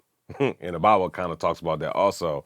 But you need discernment for anything that you're doing, anything that you're partaking in, that you're going to use some of your real virtue to be a part of. You really need some discernment for that. That's for R&B, hip hop, pop, whatever it is, whatever you're going to do. If you're going to be a doctor, a lawyer, a firefighter, a police officer, all of those are secular jobs that believers must work. We need believers to work these jobs, right? So when we get back to like secular music and playing secular music, my mind is different from that. I feel like, we need to be in these arenas. We need to be in the rooms. We need to be in the studios. We need to be around these people. We need to have more of a voice and more of a footing in that, versus back then, Tye, whole thing was a little too dogmatic for me, because it leaves no room for growth and no real room for evolution. And you see that Tye didn't proceed on anymore with those speakings or any of that stuff for a number of reasons. One, it's not lucrative. You can't make any money speaking about going against something that is a natural language for everyone. Yeah. And some of those songs that don't honor Christ, that you think don't honor Christ, man, it can be the world to someone else, because we all are viewing and having a different experience. So when you get a little older, you get to see that, like, man, that was kind of too broad of a thing. But for the church, it makes fully sense. It makes 100%. Yes. If you're going to be in ministry, you probably going to want to tighten up a little bit. Yeah. If you're going to do this, you're going to probably want to tighten up a little bit, or at least have something to say to be able to defend yourself versus just being a weirdo. Yeah. You know what I mean? So I get what Tye was trying to get at and who he was speaking to. He's speaking to the culture of us back then.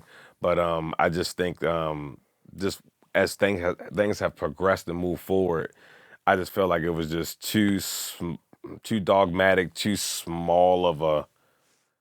And you said something that's really good. I also think that music ties people back to the moment they heard it.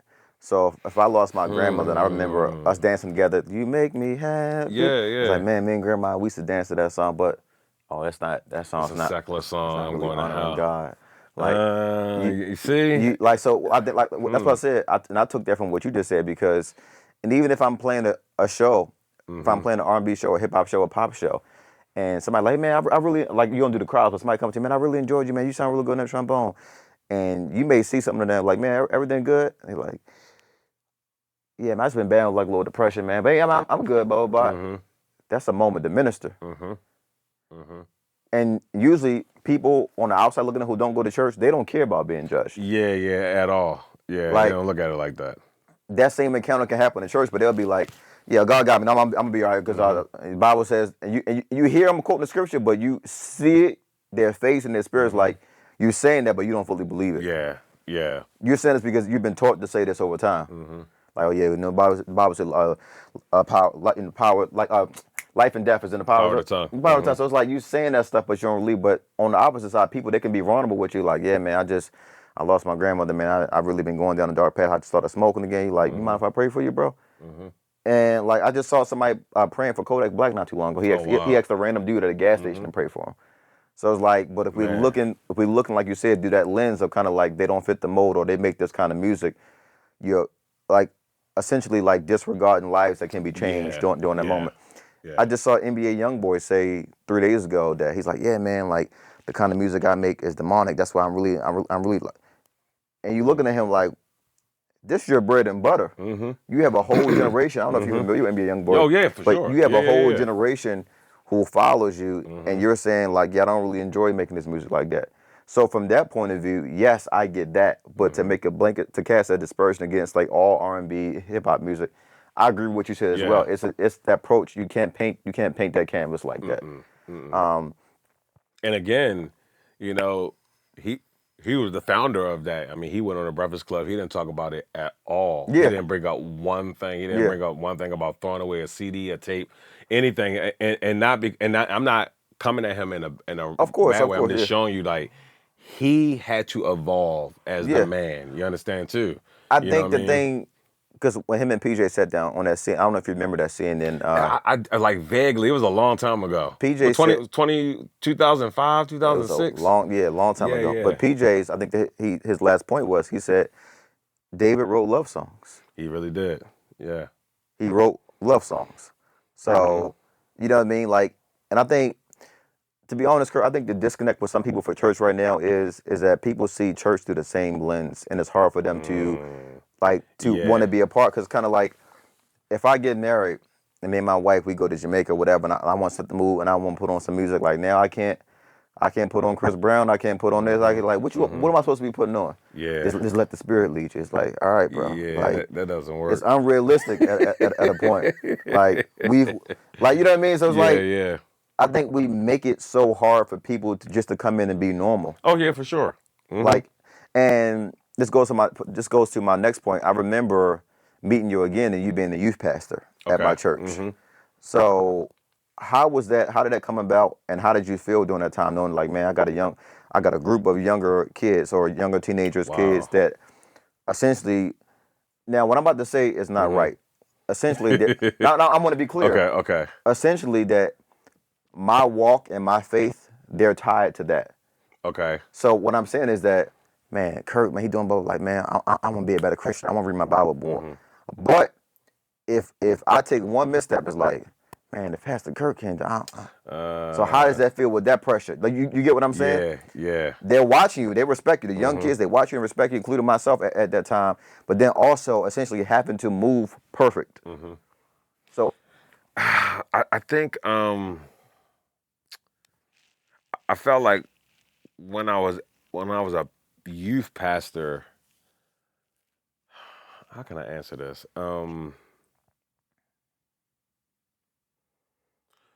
Organized church runs religion in that way, okay? Where the figure that you're seeing is the person they want you to be like. Yep.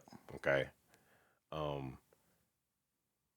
If I'm lifting up Christ and I'm living a Christ-led life, I still don't think you should be following me. Yeah. That's just me, okay? When I was a youth pastor and you were under my tutelage when I was youth pastor, did I 100%. ever tell you to follow me? No. Never. You made that abundantly clear. Yeah, you need to be listening to what the Word of God says, because there's days I don't feel like even teaching Bible study. I'm not in the mood. Right. I'm not in the mood. I might have been traveling. I mean, so how could a man be following that? Yeah. How could that be possessing the power of God that's going to change your life?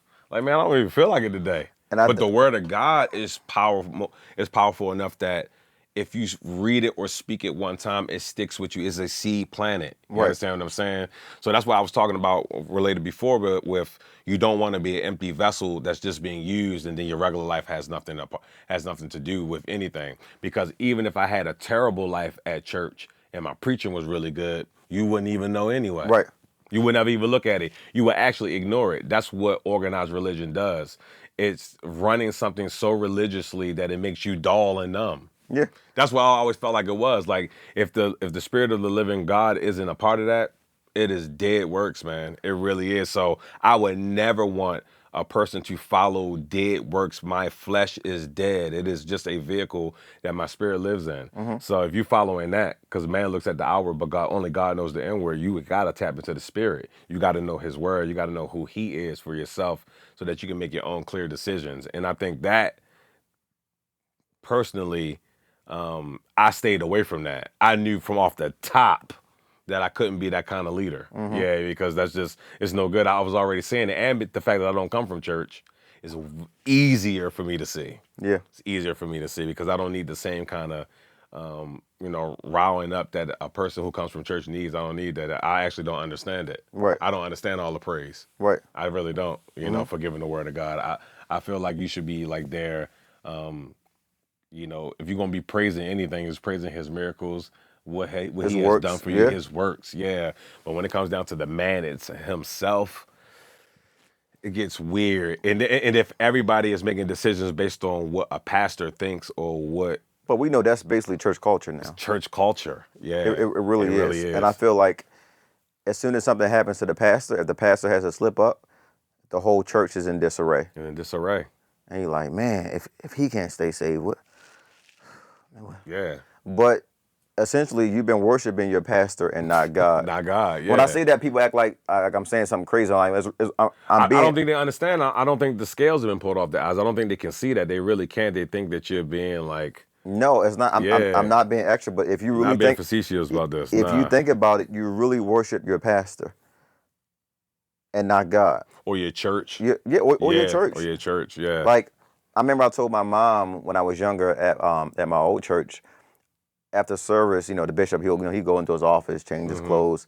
And I remember seeing, like, it would be like 3 or 4, like, women every other Sunday, whatever.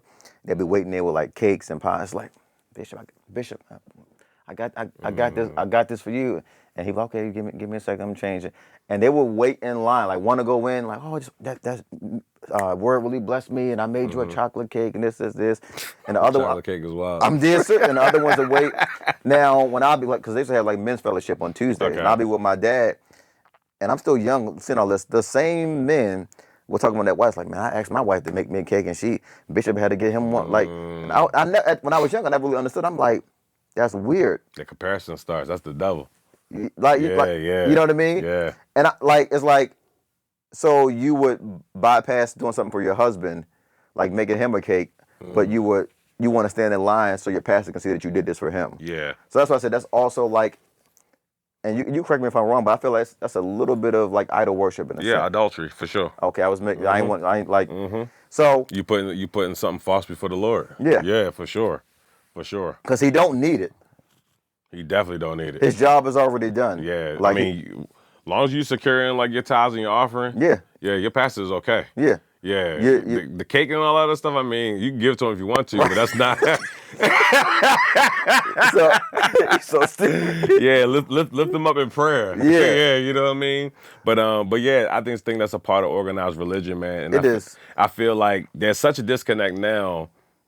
I was in church at an older church maybe a couple of months ago that I hadn't been to in a long time, and I mean, I'm down at Faith City Central with Dr. Mike and Dr. Dee. Okay. And it was a very progressive church, and I've been down there for some time now. And I've been a part of some other organizations that have some very progressive churches. Okay.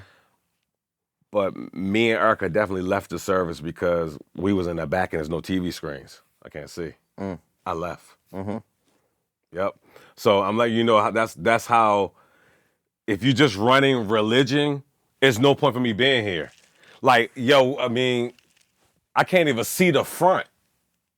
If you're just gonna run religion, yeah, you're gonna have to at least do some more around here, bro. If you just want people to come in here and just go with the oohs and the ahs of what you're offering. But the older generation, they'll get upset about that. But listen, it's valid. It's valid, but what I'm saying is I can't even connect if I can't hear or see the man of God. Like, if this message is really for me, and I happen to be, my wife and I, we come back from vacation, we going to catch service, and I'm sitting in the back and I can't hear, I can't see nothing. Like, physically I cannot see, the sound is bad. Like, what do you expect me to do? I hadn't been, I was trying to figure out when we left, I was like, oh, I know what it is. Like, oh, okay, it's not even, they haven't even upgraded to like a level of relevance, just being relevant. You had at least 3 years of nothing going on. Yeah. That you could have been doing it. Getting ready for the Open to come back. And it's just kind of like, when it comes down to that, man, it's just like it's a big disconnect. And then you got this other church that just got hella lights, cameras, smoke, fire. Call it what you want. Yeah. But if it's drawing people to God and not the pastor, again, if it's drawing people to God, call it theatrics, call it what you want. Call it what you want. But if people's lives are being changed and they form a relationship with God, that's all that matters. That's all that matters. I think we should give God the best every Sunday. Yeah, and they not just on Sundays, but when we're out, like when we're performing. I want to tell you this. I told you off camera, but I want to tell you now, like to your face. I want you to understand. You spoke about Steve McCoy telling you to, be in your word, don't be an empty vessel. Then you went on to talk about Stephen Ford. Then you went on to talk about even Dana. And then, of course, your relationship and tenure at that time with Tye. I saw he was like, hey, y'all having band Bible studies. You really helped me actually read my Bible more and grow up as a Christian, being that GBT, like my pastor Jason Nelson as well, and yourself. I told you off camera, but I want you to hear my heart. I remember when you first started coming to the church, and you'll be talking to people like, man, you read your Bible today? I'm like, no, I read my Bible. You like, boy, don't read it. You don't read it. PJ, boy, don't read his Bible. But and you weren't trying to tear the person down, but you were trying to plant a seed. And I saw that. I was like, when I saw that, it wasn't about me. Like, man, I'm not trying to be next. I ain't trying to be embarrassed. I was like, man, like, it wasn't that. It was like, nah, man, I got you. It's like, man, he right. Like, why am I not reading my Bible? And then I would start having Bible studies at my apartment. Then you came to one, and then I think we did like a couple weeks after that. You couldn't make one, and I said, bro, can I call you? I don't know FaceTime. It was something. I want to say we was using Wishcom. Skype. It was Skype. Skype. It was Skype. I'll never forget. I had a little white Apple MacBook. I plugged it up to my TV. I had like 6 or 7 guys there, and you came. You gave us words of like. So I really appreciate that because that still ties in to me to this day. That yes, sir. I think without the experience with yourself and Pastor Jay, like really just growing in my Bible, like it's easy to get disconnected during this time because when you don't read your Bible and whatever your pastor say is law, at that point, that's all you know. That's all you know, and you can easily be manipulated. Absolutely. Yeah. Like, you know what I'm saying? So you made that, and it wasn't just myself. Like, I don't want to speak for anybody else, but a lot of the band we were playing with at the time, you really helped shift culture for us in that way of like, yo, start reading your Bible. Yo, when the pastor get up, start taking notes. Get off your phone. Wow. Like, yeah. And you didn't, like you said before, it wasn't like, yo, y'all get off your phone. You're like, yo, all right, nigga. Like, I got you. You said it in the way that was like, yo, why am I not taking notes? Like, you know what I mean? Like, you made that space so open, and I'm being honest, Kurt, it really shifted my life because I told Pastor Jay, I said I would come to church when I first started going there. And you young, like you drive and you got your own place, you doing your thing. And I would go there and feel nothing. Like when I say nothing, like I hit a word, it didn't convict me. I'm like, all right, cool, I'm gonna go back. But once I started reading my Bible from the tools from yourself and Pastor Jay, like I would do stuff like, I definitely can't do that no more because I feel weird being up here, doing that. Yeah. Because you got to remember, I've been on my own since I was 17, so I had my own apartment at 17, own car. Like ain't no curfew, so it's like you wilding. You doing your own thing. You got too much Absolutely. freedom. So, but that really helped shift me and point me into the right direction where it helped me with my family now, with my wife. Like, hey, we read our Bible Every Sunday, our kids get together. We have breakfast every Sunday. We sit at the dining room table and we have church. Wow. Like okay. last week, we were talking about we were in First Peter, and my kids are reading the scriptures. They got the iPads, and they got you can change the version, NIV, the simple verse. So it's like that really helped push me in the right direction. Like I say, with your tutelage and Pastor Jay as well. So I really want to say thank you for that. Man, I appreciate that. Outside of being the music, outside of saying I know him, but you helped shift me spiritually. Wow. Like you guys made it cool to be spiritual. Yes, sir. And it's one thing to do that, but it was organic. Like I wasn't looking at your life like, man, Kurt, he just do everything right. I was like, yo, I believe everything he's saying.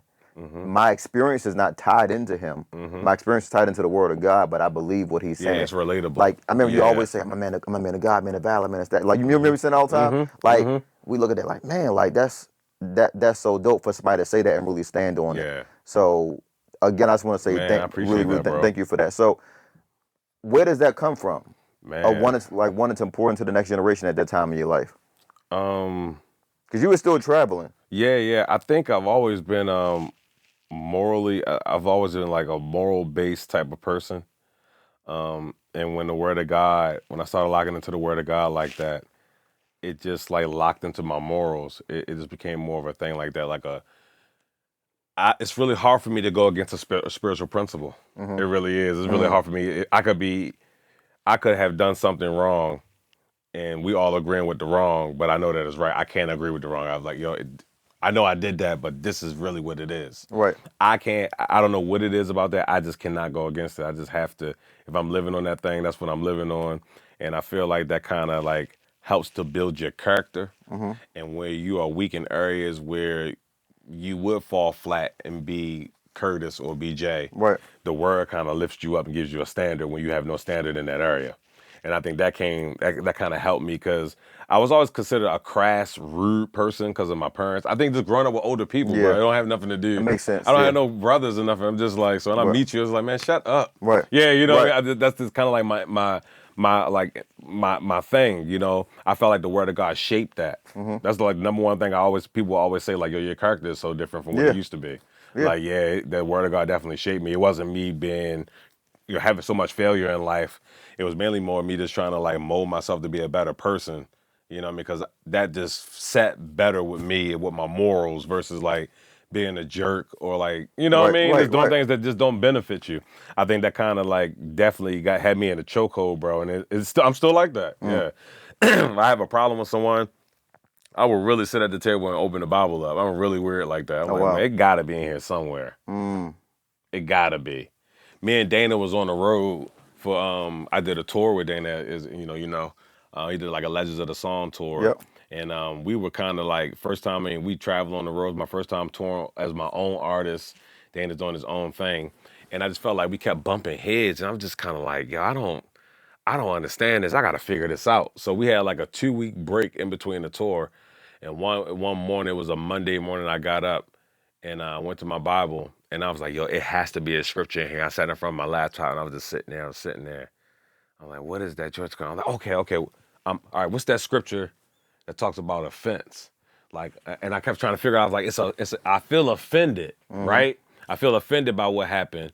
So I got to figure this out. Like, where's the scripture at? So I found the scripture in Proverbs. I think it was Proverbs, don't get me wrong, I think it was 18. Okay. And it talks about like, a person who offends a brother or a friend is like putting bars on a city. And most arguments comes through friends. Yeah. Yeah. And when I seen that, man, I was like, wow. Like just the scripture itself like illuminated to me and came alive. It helped me to like figure out a situation that me and Dana were having, or like some heads that were just kind of like, we was kind of bumping heads in a situation. And most of those arguments or those quarrels happen amongst friends. And then when a person is offended, they put bars on a city. You mean to tell me that the reason why I feel like this is because I put bars on a city of a high? I feel like, oh, no, that's not happening. Right. Not over Soundcheck. Yeah, let me figure this out. Yeah, that doesn't make sense. But the word of God brings so much clarity. You see what I'm saying? But that's why you got to read it for yourself. You got to read it for yourself. You know, and I'm paraphrasing like what the scripture says. Right. The scripture is way more in depth than that. But I search for that. to fix me, not Dana. Right. Has nothing to do with him. Right. I feel like this, not him. Right. You got to search the word for that and then like figure that out. That alone, bro, changes you as a person. Any habit that you do or that you start to form, one little habit changes everything slightly. Every single time. So you start getting the word of God in your system. You start like living like that, yo. You get that at a young age. It's going to change you, man. It's going to change how you view things, how you see things. That's why I knew when I saw Tye on Breakfast Club, he was not going to be speaking the same thing. He has evolved. Like God is not the same, bro. He is like growing every day. He is different. It's a different side of God. So it's no way that something that we hawked on 15 years ago is still working now. There's no way. The times have changed. Yeah. It's completely different. So I want to go back to your project for a little bit. I know we're going to listen to some music later. So I'm seeing you in the studio working with Dana. I'm seeing you guys come up, ideas and everything. And I'm seeing Spanky in the session. Okay. Okay. Then I'm seeing you perform, and I'm seeing Dana playing with you and Spanky playing with you. Of course, you guys got a relationship, but everybody's busy now. Everyone's traveling. Dana's running a business, a corporation, a label, a studio. Spank is traveling, doing his thing. Like, what does it mean to have the support of your brothers during this time when you're trying to be creative? It's one thing, I flew into the session, but you're like, man, I got to give. All right, I'm there. What does that mean to you? Man, it means the world, man. It really does.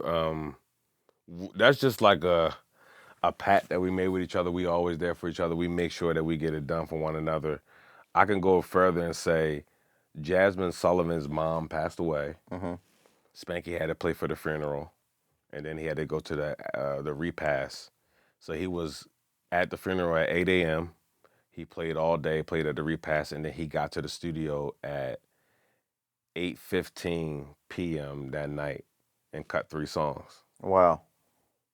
Yep. That's love. That's a different kind of love. Yeah, we don't play, bro. He texted me all day. He said, I know you've been in the studio all day waiting for me. I will be there, I promise you. I'll cut whatever songs you want. He cut Old Kurt. He cut like a couple other tunes, but like my single, he cut that song without a BPM because we couldn't find a BPM because it was a sample that I used from a splice pack that I did a few years ago. Right. And it didn't have a BPM on it. And we kept trying to find it, but it was off. So Spank just played the whole song without a BPM. So if you ever listen to Old Kurt when they get to the part when I'm just doing the trombone, woo, like just the note, you can hear that the beat is slightly off. Yeah, but I'm just saying like to that depth, like that's how we is. My boy Aaron, he was just like, yo, I'm coming home. How many songs you want me to cut? I got records with Aaron too. I got like 3 or 4 records with Aaron.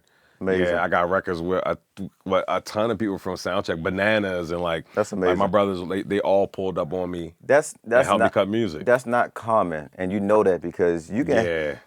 We can name plenty of other bands that's been playing together for years, and not to say they have issues, but they don't interact like that. Like, you know what I mean? So I think that really shows the real brotherhood. Yes, sir. That you guys have. Yes, sir.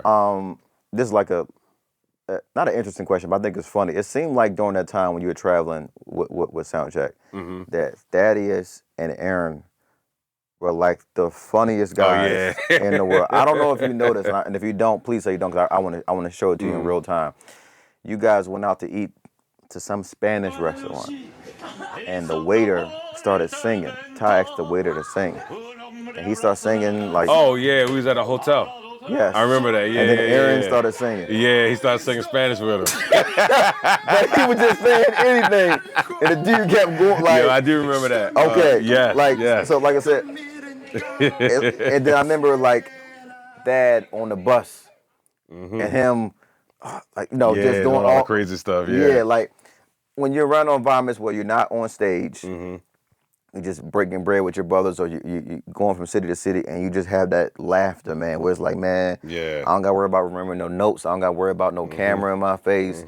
I'm just laughing with my family. What does that feel like? Man, that feels like freedom. It feels like freedom. It feels like peace. It feels like it's never ending. Yeah, it feels like it's never ending, man. And I think that we all should have friendships or some type of friendship where you experience that.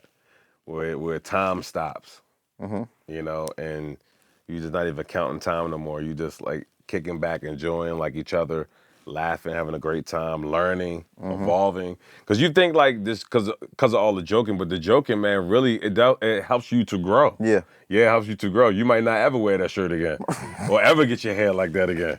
Yeah. Right. No, seriously. No, seriously. I mean, that's how you really learn to shape up. Yeah. That's how you learn to shape up. If you're around and you getting joked on and you don't do no changing, you're not supposed to be here. You gotta go. Okay, so I've seen you, like you spoke about earlier, like walking your dog, Okay. even like your dog having like clothes, stuff like that. Have you always been a dog person? No. I figured you. So No. So where does this come from? Because from the outside looking in, it seems like you and your dog have like a real relationship. When I said I don't like, people try to take. No, I don't mean nothing like that. What I mean is like, it's like y'all have something that's like different. It's not just like. Like, most people, like in our culture, you get a dog stay outside. Yeah. like it's snowing out there. He'd be all right. Yeah. He an outside dog. He'd be all right. Like, I don't see you doing that with your dog. So one, where did this relationship come from with like you really having a love with dogs and then choosing your dog and then all the way to where you are now? I've seen you go in a grocery store. With your Tesla, the air going, make sure he good. Most people like, crack a window. I'm not doing all that. He ain't there with the AC on, chilling. Like, you know what I mean? So, where does that come from? Well, Oscar he's a F1B Golden Doodle. Okay. Which is he's a Golden Doodle and a Poodle mixed together. Okay. A regular Golden Doodle is just a Golden Retriever and a Poodle. Okay. But he's a Golden Doodle and a Poodle mix, so he's a little different. Okay. His temperament. They tend to have more of a humanistic like type of vibe, I guess. Okay. But no, I'm not a dog person. I was not a dog person. I'm still not that much a dog person. Just with your dog? Just with my dog. Okay. Yeah, that's how you know it's a special thing. Yeah. I think about it all the time, like if I don't have Oscar anymore, am I getting another dog? That's another thing too. But I wound up just randomly, when I was it was like one summer, I'm like, I'm gonna get a dog for my birthday. Okay. And Erica was like, you're not getting no dog for your birthday. Like, you travel too much. How you gonna take care of the dog? Like, trust me, like, I'm gonna get a dog. I'm like, I think I'm gonna have enough time where like I could get him acclimated, you know what I mean? And we'd be straight. She was like, I don't know what kind of dog you gonna get. I'm like, this person in our old neighborhood in Towson had a Golden Doodle. It was gray and white. This dude was like a retired like colonel or something like that in the Marines or whatever. And he was telling me about the dog. He said the dog is really teachable. It's a workable dog. You can really teach it anything. It's super intelligent. I just like the way it looks. It looks like a teddy bear, but it was big. Right. You know what I mean? So I started researching, and I found someone that was breeding Golden Doodles that were in Maryland, but they were from PA. Okay. And I was like, well, I'm gonna look into it. I'm gonna see how much it costs. Do the inquiry. They hit me right back. They was Amish. So we go out to this Amish farm out here. They I want to say, if this is exit what 7? I think they had 10. Okay. On the left hand side of the side. Okay. It's like a exit on the left. Whatever part of Maryland that's considered, but they out that way. And I went out there to the farm, man, and it's like this whole Amish family on this like huge farm. But the farm is like newly made. Like their houses look like this, but they have no lights. Regular hardwood floor, like I'm talking about modern look in the inside, no lights. Okay. Yeah, it was crazy. It was first time like we were seeing this. They take us in the basement. They had the dogs down in the basement. He was the first dog that jumped up. He literally jumped up they say, we charge more for special breeds because he got the white on it, so I had to pay more money for him. And I put down a down payment on him right away, and then came and picked him up like 5 weeks later.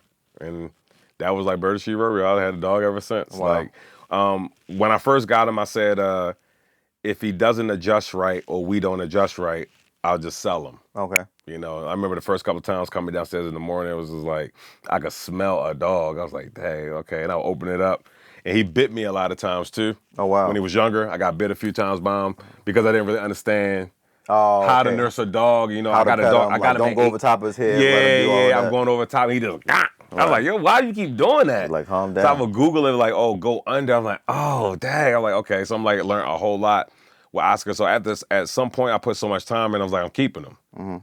And then out of nowhere, man, like I went to, I got Oscar. Oscar was three months old when I was hair cutting for Dante Bow. Wow. It was 3 months. Yep. Okay. He was 3 months then. I felt like he grew fast. But that's what I'm saying. At 3 months, you got to think that was September. Okay. October, we did the award show. He was like 58 pounds at like 4 months. Jeez. Yeah. He's sitting at like 72 pounds now. So he did slow down. But back then he was growing so fast. That was another thing I was trying to get used to, like how fast he was growing. I'm like, yo, what kind of dog is this? But when I finally got locked in with Oscar, man, like it wound up being like the most beautiful thing. Like people ask me all the time, like, you know, what kind of training? He has only had training for a year. All other training came from me. And the training that he had was to get him off leash. That's why I walk with him off leash outside. And I didn't even know how big of a thing that was until like I went to a dog park and I was walking him off leash and everybody was just going crazy. Yeah, because golden doodles can't really like, they wild dogs. You know, they get crazy. And he's not neutered either. Oh, wow. No, I didn't do anything unnatural. Yeah, from the outside looking in, it just seems like it's more than like a dog like relationship. When I say that, like I remember seeing you guys walking one time and it was raining. Like, you know what I mean? You did like a video. It seemed like, yo, this is really like a real part of my family. It's like my son, bro. I mean, I didn't want to say that because I didn't want to be. Oh no, That's another thing that me and Erica used to always talk about. Like church people get so weird about it when you don't have children. I think mainly they're really rude asking you if you do have them, and then really rude if you don't have them, but then super concerned that you don't have them at all too. A quick sidebar: Justin Savage and I, we talked about this. And we had a good conversation, but the premise of the conversation was people got to be careful when they say stuff a certain kind of way because, like, y'all been together as long as you had no kids yet? Like, yeah, this person gonna have a serious medical issue and they can't have them. They just so ignorant in that way. You know, they're not self-aware in that way. Yeah, so like now you saying that it's taking my wife back to this moment, or it could be the husband. Now you saying that now that's a constant reminder that I know people like, man, y'all married 15 years, you ain't got no kids. Like, yep. I'm actually dealing with something. I have a condition. Thank you. You want to know about my condition? Yeah. I've been struggling to get this off my heart for a while, and two weeks ago I finally was able to sleep at night, but thank you for bringing it back up. I appreciate it. Yeah, now, trust me, man, I love Oscar like a son, but he is no human son. Of course. Yeah, you know what I mean? Of course. People say, that's like a kid. Like, yeah, he's like a kid. I'm treating him like one.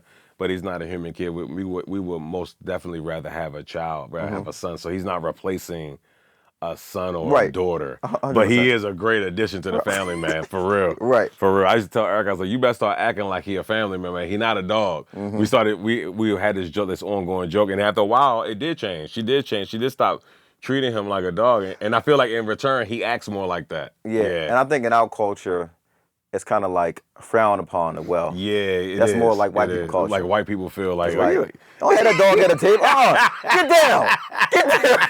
You be like, come on, like, like I think that was like when my wife and I got together. That was a disconnect with me. I'm like, man, get this dog. Like, why you got this dog at the table eating biscuits and beans? I'm like, no. I'm like, he needs to go out, but it's not. He already been out. He went to the. So I was like, but that's like their culture. But it's funny to see you kind of break those societal norms and be like, yo, this is what I'm doing. I'm like, cool. If this ain't your thing, don't worry about it. This is what me and my house are doing. That's what we're doing. And it's crazy to see a lot of black men during the pandemic get golden doodles and get dogs and stuff like that and start documenting their like dog diaries, that daddy dog things. Because there's a stigma when it comes to dog with us. Like, I don't know if you see the dog that Shannon Sharp has. What kind of dog he got? I don't know the name of him. He has one, like, essentially, as a black man, the stereotype, you wouldn't think that he would have the dogs he has. Like, if you Google it really quick, I want you to see it in real time. Just Google Shannon Sharp and take your time because I want you to see it in real time. Shannon Sharp. I think I saw him talk about his dog. Because people give him a lot of bad energy about the dogs he has. Let me see. And take your time. You ain't got to rush. I want this to be. Okay. Those joints mad expensive too. That's what he said. So I wanted you to see that because it's a Pomeranian Teddy. And he got another one too. He got two of them. Yeah, he got two of them. Yeah, them dogs be feisty too. They'll bite you. That's what he said. Yeah. So the reason why I want you to see that because the stigma with us is that when we have dogs, it got to be this pit bull, this Doberman. They got to be. They're gonna protect, Mike. You know what I mean? So, and I like the fact that you don't care about that. It's like, yo, I'm getting a dog that I want. That I like, yeah. I don't have to fall into societal norms like, yeah, I got a boxer. He'll play. Yeah. You're like, all right, man. Like, somebody can go to your house and Oscar he's regular. Like you say, he's an extension of your family. He's not like, yeah. Like, I mean, he's going to still bark and do all this regular. Yeah, but he ain't going to be you ever killing go to somebody's house and they got a dog and the dog be barking crazy at you? Yeah, like, yo, you going to get it? And they be like, he good, he don't bite. And you like, nah, he a little aggressive. Why he foaming at the mouth? That's what I'm saying. Dog be like, you're like, God, man, he good. No, he good. So, this question is going to be interesting, right? Okay. I see your shirt, right? Your shirt says, I love Jesus, right? Jesus is real. I'm sorry, Jesus is real. So, I know you're very much into fashion. So, from the outside looking in, when people see you dye your hair a color, when people see you paint your nails a color, if I had to assume, and you maybe you either saw this or see people act differently, if I had to assume, it seemed like people kind of make a preconceived notion like, that's not God. Like, dyeing your hair, and then look, let's keep it a buck. Yeah. You got your nails, and they black. See, that's gothic. Yeah. Little Ozzy Osbourne.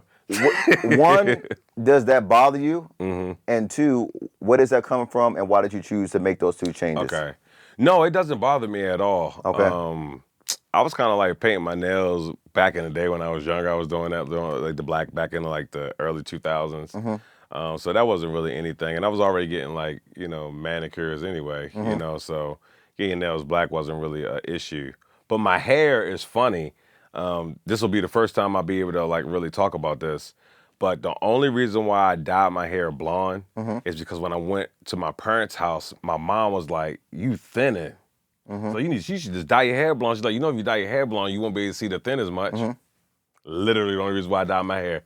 I dyed my hair blonde literally because my mom was saying that it would make me look a little bit younger because my hair was thinning. And not to cut you off, don't forget you're about to say, the funny thing is that now I can't unsee it. It's I feel like it's a part of your artistry now. Yeah, for sure. And I just did it, and I always kind of wanted to do it, so I just dyed my hair, and it wound up just being like a thing, going through different levels of trying to figure it out and doing it myself. And I just thought about something too when you spoke about your mom. Your parents are also not quote unquote church people at all. So when you coming up, when your parents were like hardcore church, they were like, we couldn't even get braids. They like, yeah, like braid. Corn, no, So it's like, so it's funny that your mom was the catalyst behind you doing that. Yeah, for sure. Okay. She definitely was. She was always into that, like, you gaining a little bit of weight. Yeah. Like, I've been kind of snacking over here. You better slow down on that snacking because you're going to be on stage. One time I had put this post up and I came on, I was like, you don't say taking your trombone solo, you look like that. I know. She's like, you better chill out. She's like, what you doing? I said, I think I just be eating, like, I was eating meat, pause. But back then when I was like, a meat eater, pause. Come on, eating cheesesteaks and wings and burgers and stuff like that. I felt like that stuff was making me look puffy. You know what I mean? Messing with my sleep, messing with like just all of that. Just everything, yeah. Everything. So I had to make a diet change also because hereditary, like we really didn't thin, like the men in my family, we really didn't thin our hairlines like that. Yeah. But I think because of the diet, the heavy sugar, the heavy on grease and all of that, all that stuff. And then my dad wound up getting prostate cancer. Okay. And when he got prostate cancer, I was just like, I'm never eating meat again. And that was like 2018. And I haven't had meat ever since then. I mean, we've talked about like, maybe going back to like fish a little bit or salmon or something like that. But I still haven't even done that because I still think that stinks. I just think meat stinks. I think it's disgusting at this point, and I'm just like kind of repulsed by it. So I'm trying to figure that out. Like how am I going into my 40s? I know I need to make sure I'm getting on my micros and all that stuff, my macros and all that stuff. I happened to a good friend of mine. She wasn't vegan. She was plant-based. Plant-based is different. Plant-based, if it don't come from the ground, you don't eat it. So she was plant-based for, like years, 20 years. And she said one day, like her knee just started hurting. And she's like, maybe I hear this, huh? Next day, she said her elbow started hurting. And she was like, all right, let me go to doctors. And they said she was losing bone density. But it was not wrong. She still looked healthy and everything. Yeah. So the doctor's like, what I gotta do? Like, when your bones start hurting, you're like, yo, what I gotta do? They're like, yeah, we need you to start eating chicken again. And she's like, what? I haven't had chicken in almost 20 years. 20 years, almost 17, 20 years. Wow. And it's like, yeah, we just need you to start eating grilled chicken again. Don't put no seasoning on blah, blah, blah, blah, blah. And now she just eat chicken. She don't eat nothing else. She don't eat beef. She don't eat pork. But she started eating chicken, and she don't got no knee. And I told her she don't got no knee problems. I said, you got lucky, because usually doctors, they would put you on a medication. Yeah, for sure. Instead of telling you to increase your protein. They'll put you on a medication. Like, yeah, just take this. Like, now I'm taking this, but now my shoulder started to burn. Oh, I'm gonna give you something for that too. You like, God, I only came in here for the knees and the elbow. But I do two things. Number one, I am vegan, and then number two, I only eat once a day. Yeah, that's enough. Eating once a day is already a plus. Yeah, I only eat once a day. So we was thinking if we did go back, we would really only be eating once a day. We've been eating once a day for like a year now. Yeah. And I like it. I love it. I think it's I have a lot more energy, and we should be fasting. But although the Bible, they talk about fasting all day. Yeah. And not just the physical benefits, but the spiritual benefits. Spiritual benefits of it. Yeah. Like you just saw, I have 3 daughters, and for a long time I wanted a son so bad, man. Like I'd be crying about it, man. Like secretly, I didn't want to tell nobody. Like seriously, I'd be crying about it, and I was like, man, I'm gonna start fasting. You know what I mean? I'm gonna fast to get my son, and God know what I want. I was fasting. I told one of my homeboys, he's like, man, I'm trying to fast and get a son. And he's like, man, you been praying? I'm like, yeah, I'm praying.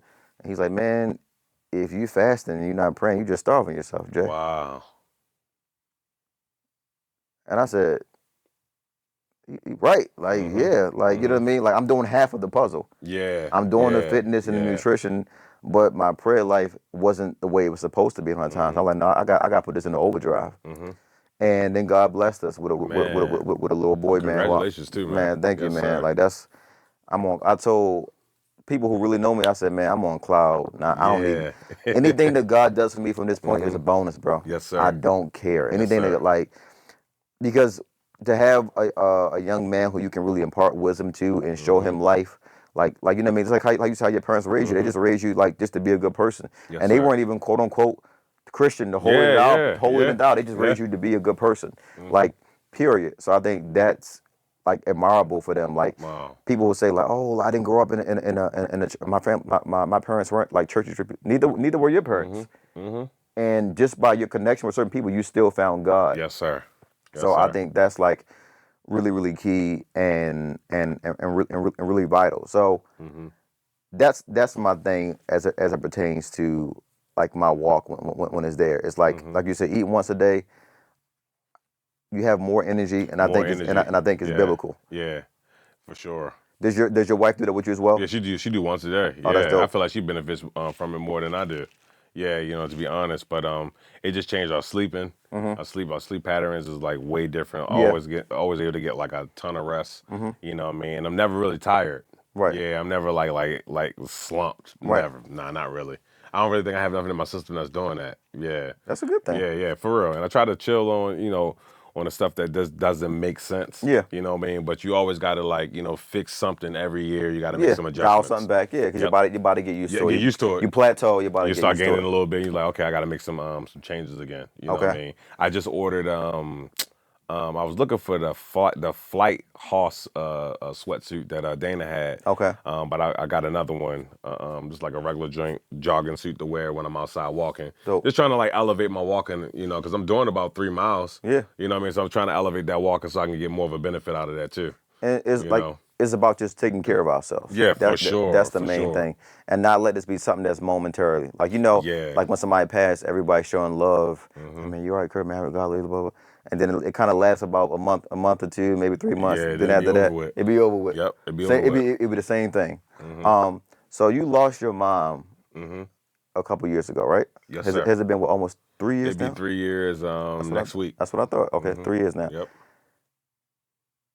I think that's something that I can't even fathom. Man, that's crazy. And to carry that burden and to have to be there for your father, I'm not going to ask you an idiotic question like, what did that felt like? Because that's a dumb question. But the question I do want to ask you is, what are some of your greatest memories with your mom, thinking back on that time?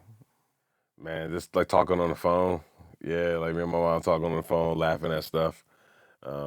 Just some of my greatest memories. Like my mom teaching me how to count money. My mom told me that when I was a kid. She's like, always know how much money you're going to get back before they anything pops up on the cash register. So I'm still very much like that. I know how to, like, you know, how much tax is going to be or how much to track. I learned that from my mom. You know, just good relationship, man. Just having a great time. You know what I mean? I really do miss my mom. You know, I really do wish she was here to see all that I've done. You know, she used to always say, my dad used to always talk about, he's like, man, she always hated that you was in the background. Now, the first time you're in the front, she ain't even here to see it. I was like, yeah, I know, right? You know, and it was really crazy the week that she went into the hospital. I was like on the road with John Baptiste, and John Baptiste was one of her favorite artists because she liked that he wore a suit on TV. You know, so it was just kind of crazy to, like, coming back and forth to rehearsals. We was rehearsing in the DMV, and I was driving back from rehearsal, the Drums Unlimited, to the hospital, and like whispering in my mom and telling her, you know, I met John Baptiste and I'm doing this gig with him, and blah, blah, blah, and all this other stuff. And, you know, it just was crazy, man. It was a crazy experience to really lose my mom, but we really do miss her, man. Like, my mom was really funny. It's definitely like I saw some of y'all pictures. Yeah, some of y'all pictures. It's definitely like a light gone from our family, and we had to deal with that, trying to figure that out. You know, it's like we're a lot more serious now as a family than what we used to be, but we're working on it. You know what I mean? But it's been pretty cool, man. You know, my dad has been doing okay. That's good. And as long as he is okay, I think if my dad would have been like totally all over the place with disarray, I probably would have been crushed. Sure. Yeah, I would have been crushed. But I think me and my dad, we had to like gun through it. My mom was in a coma for like 7 weeks. Oh, wow. Well, really, she was awake for 3, and then after that, she was pretty much gone. And me and my dad had to really figure that thing out for my family, to be honest. And I felt like my sisters and my family and them, they took cues from us. I felt like my sisters were struggling really bad with my mom's passing, but because me and my dad were standing strong, I felt like that was a lifeline for them to be able to be okay and get it together. I'm sure, Yeah, but I felt like that's what we called to as men anyway. It's not always fair, but that's what we called to as men. There you go. It's like, I remember seeing my dad, his brother got murdered when I think I was like maybe like 13 or 14. Okay. He got stabbed like 16 times at his job. Man. And I remember probably the only time I ever remember seeing my dad crying. I came home from school, and my sister, we was upstairs playing, and I heard his car door close. And usually my mom will never come outside. She wait till my dad came in. She came outside. I'm like, why'd she go outside?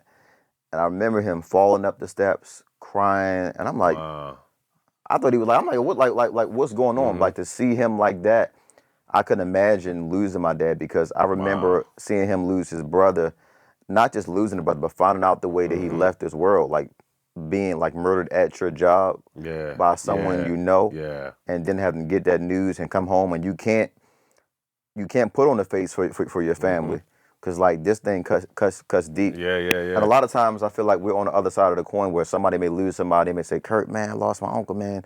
Can you pray for me? And you're trying to think of the right words to say. Who helped you out on that time to really kind of keep your mind at ease during that time? Man, you know, Pudge was probably the first person who I had that was close to me who lost a parent. And when Big Trib died, I remember Pudge calling me and talking to me about that, and me being there for him, and I hadn't lost a parent at that time.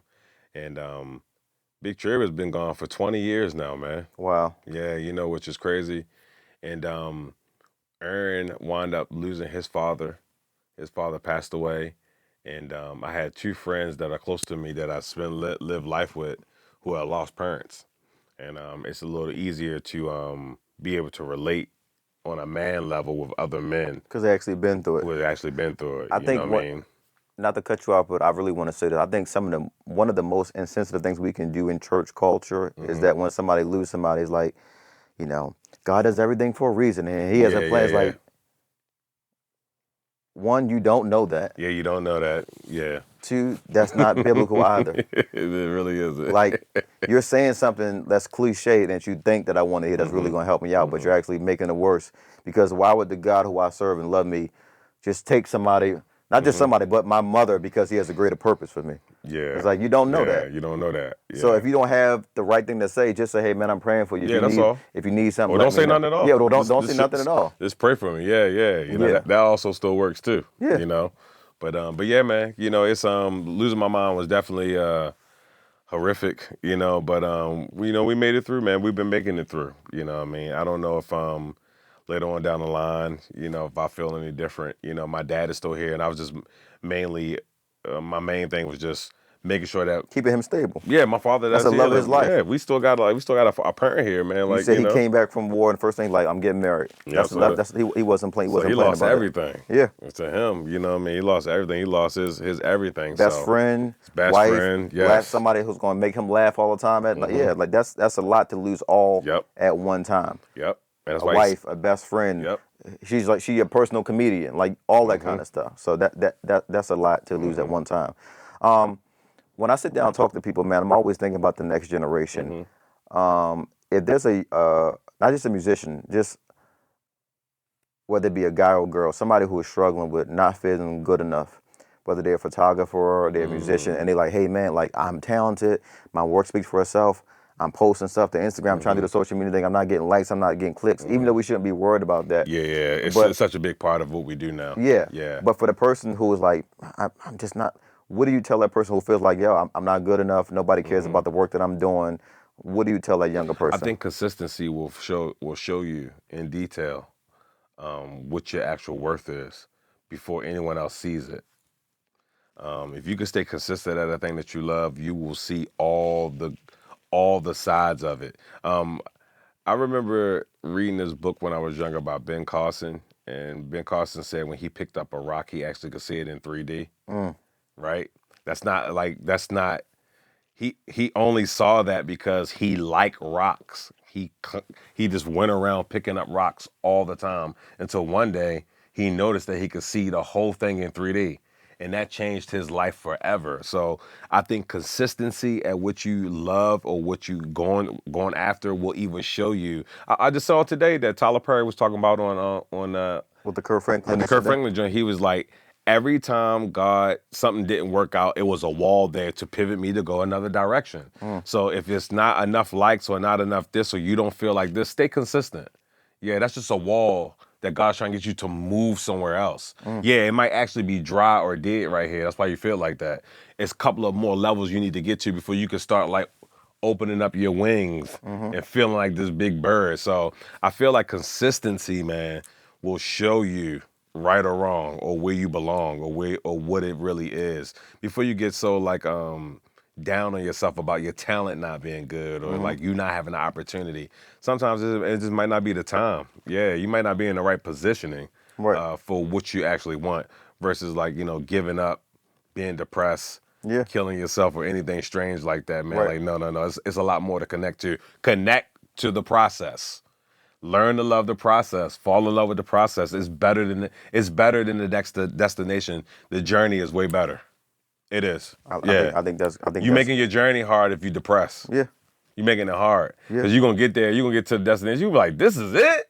Yeah. I'm like, yeah, that was it, yo. This is the industry I fought to get into. Yeah, this is it. I tell people now is that if you look at this industry that we're all fighting to be a part of and be active in, and you look at the people who are currently in that industry, none of them are really happy. Nah, they kind of dulled out a little bit. Yeah. And they got all the money in the world. They can hop on a private jet and go here, and none of them are really, truly happy. Yeah.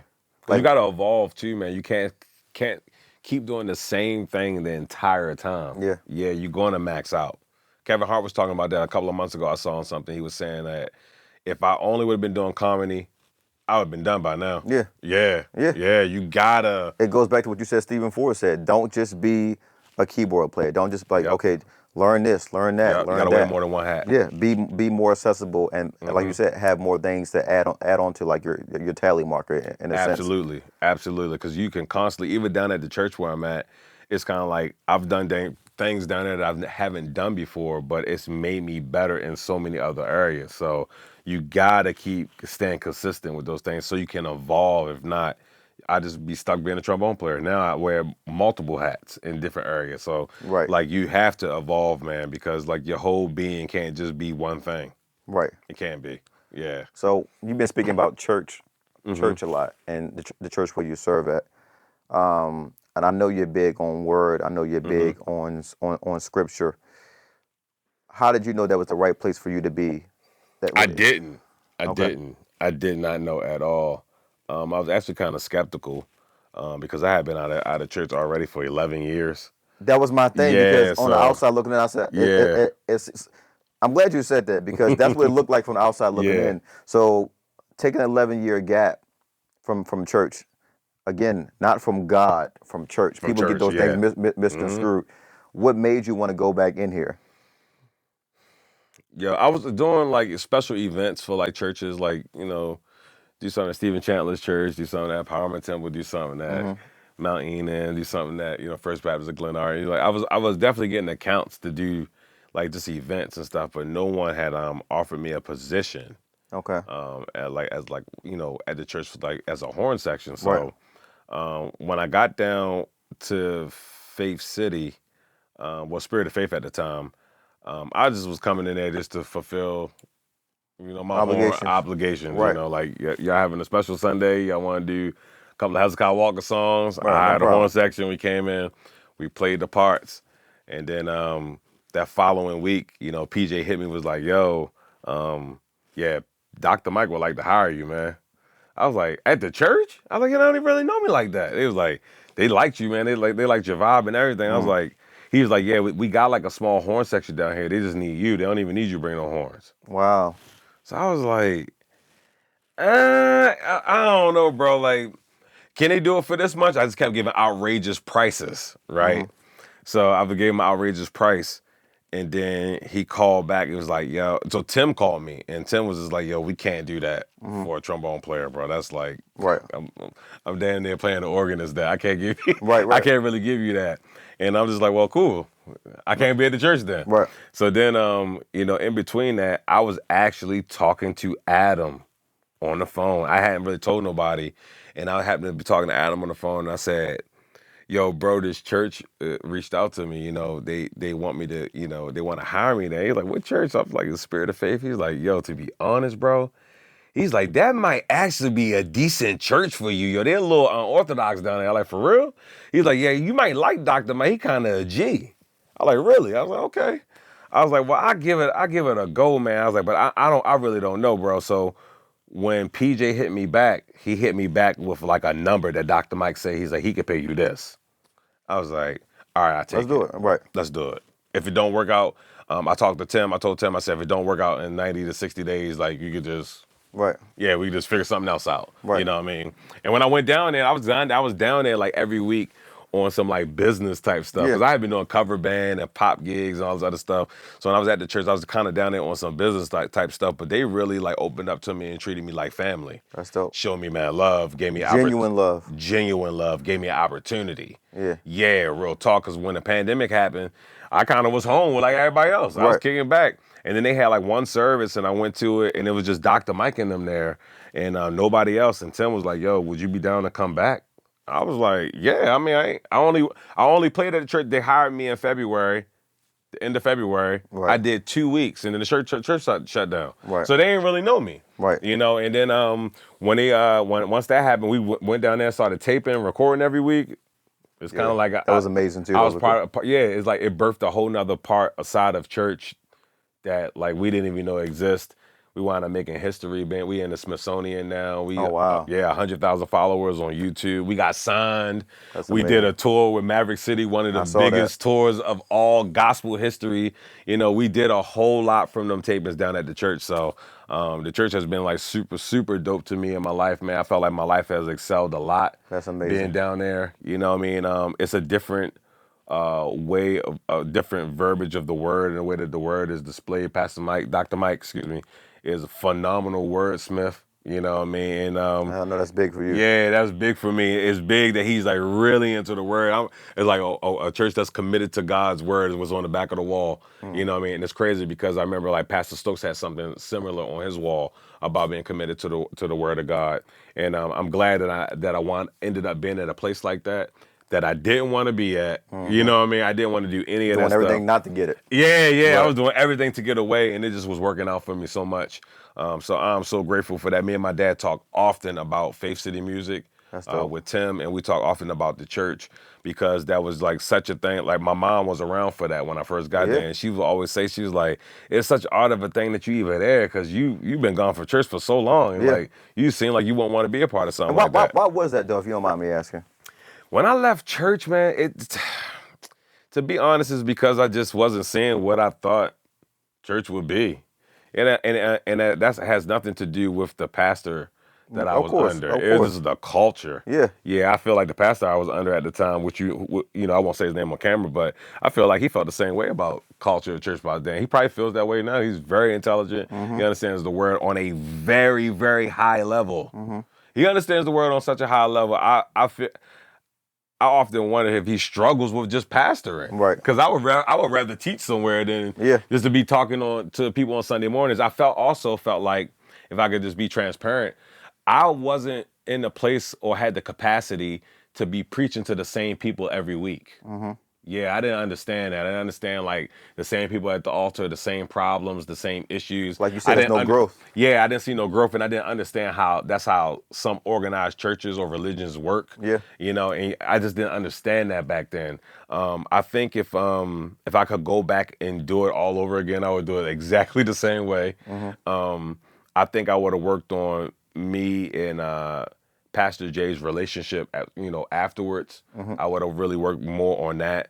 I think that's, and this is just my assumption, I don't know any of this. I think that's always a hard thing to do when you have a relationship with people outside of church. When you have a relationship with people as musicians and artists. Yeah. And then when you have a relationship where we're working together. I think it's so hard to do. It really is, man. Because I respect this part of you. I respect this part of you. But this, I don't agree with that. And if I have to disagree with that, it's going to, at some point, bother those two relationships. Yeah, for sure. And that's just not just for you. I mean, for anybody. That's for anybody. For anybody. That's for anybody. It's hard. Because it's like you said, I want to serve in this manner, whether it be wherever church you're at, because it's not like that's none of my business. But the point that I'm making is that when you have people who have so much in common and you bring them together, it's like working with family all the time. Like, okay, your mom like, oh, so-and-so had a birthday party, Kirk. Can you play blah, blah, blah? And they give you a little something. And then after that, it's kind of like, man, come on. Boy, I watched you change your diapers. And you like, yeah. All right, now I can't really wow my aunt, but you did say you was going to do X, Y, Z. So like, it just, I think sometimes things are just too close to home. Too close to home, yeah. I really do believe that. Yeah. Like, I've experienced that in a lot of different situations. Like, sometimes things are just too close to home. Too close to home, yeah, for sure, bro. So that's and I'm not being funny. That's not something that we even have to delve into because it's none of nobody's business, including myself. Yeah. But no, I'm the reason why I even said anything about that. It's not really to shine light on like some drama. It's more to shine light again on real men come together and work out like you said earlier. issues. Yes, like you said earlier. Yeah, because me and Pastor Jason came together and worked out our differences of it wasn't even what we didn't even agree on. It was just mainly more like, yo, I didn't want you to lead a church. You should have stayed. I'm like, well, why didn't you say anything? If you was my boy, my homeboy, why not say something to me? You feel me? But I feel like that was because we both were a little young and just wasn't experienced at that time. But as the years went on, I mean, it's growth into a beautiful relationship, man. And I've learned so much from that experience in that situation. Yeah. And I believe that Jason is a phenomenal wordsmith, man. He's a phenomenal pastor, a phenomenal guy. He taught me a lot, too, about Jason was kind of always remind me of my barber, Bam. They were always really good with money, really good with savings. So even now as a man, as a married man, I like model a lot of how I do things, how Jason ran things, how I would actually physically see him handling his family and handling business behind closed doors. He's a great guy, man, and I think he has so much more to offer the kingdom of God. And we're going to see a lot more from Pastor Jason outside of just singing. Yeah, but a lot more. Yeah, the world has no idea. You know what I mean? But I do believe that, and I hope that when he sees this, that he wholeheartedly, feels my heart and understands that. I mean, I've told him this, before, but to say it openly, for the naysayers or people who have stuff to say, that was like that was like one of the greatest times of my life, being at GBT and being a youth pastor there and having a call. They asked me to be the youth pastor there, and I took it, so seriously. Yeah, I really did. And I'm so grateful to Dr. Mike and to Tim Bowman, Jr. for giving me an opportunity to be where I'm at now. I am extremely grateful for Jason and Pastor Tanya giving me an opportunity to be at the church then. Absolutely. I mean, I got married there. Yeah, you feel me? I found my wife there, man. You know what I mean? My next question, man. Yeah, so. I don't know if you hacked my phone. You keep going to my question. Okay, so You've been married for a very long time. 16 years. You've been married before it was the popular thing to do, to get married when you're young. One, how have you been able to stay married this long? Because 16 years in this climate is different, bro. It's different, yeah. So one, it's a two-part question. How have you been able to stay married this long? And two, how does your wife help you navigate life when you're coming off the road? You may be annoyed about something, frustrated. How does she really keep your spirit high? Because, like, you know, in this industry, it's up and down. Yeah, yeah. Like, yo, you playing for so-and-so, blah, blah, blah. You like, man, I'm about to go on the road, blah, blah. And then, like, get the tour done. You're like, God. And then you're just home. And what happens is, people like, yo, you get ready to go back on the road with so-and-so, right? I mean, you was telling me about it. You're like, nah, the tour ain't, they're not doing it. Why they ain't doing it? It's like, I don't know. They just, yeah. So how has Erica been influential on both of those sides? Well, me and Erica have been married a long time. It'll be 16 years in October. And I feel like the success in our marriage, I think it's a couple of factors. Number one, we were young.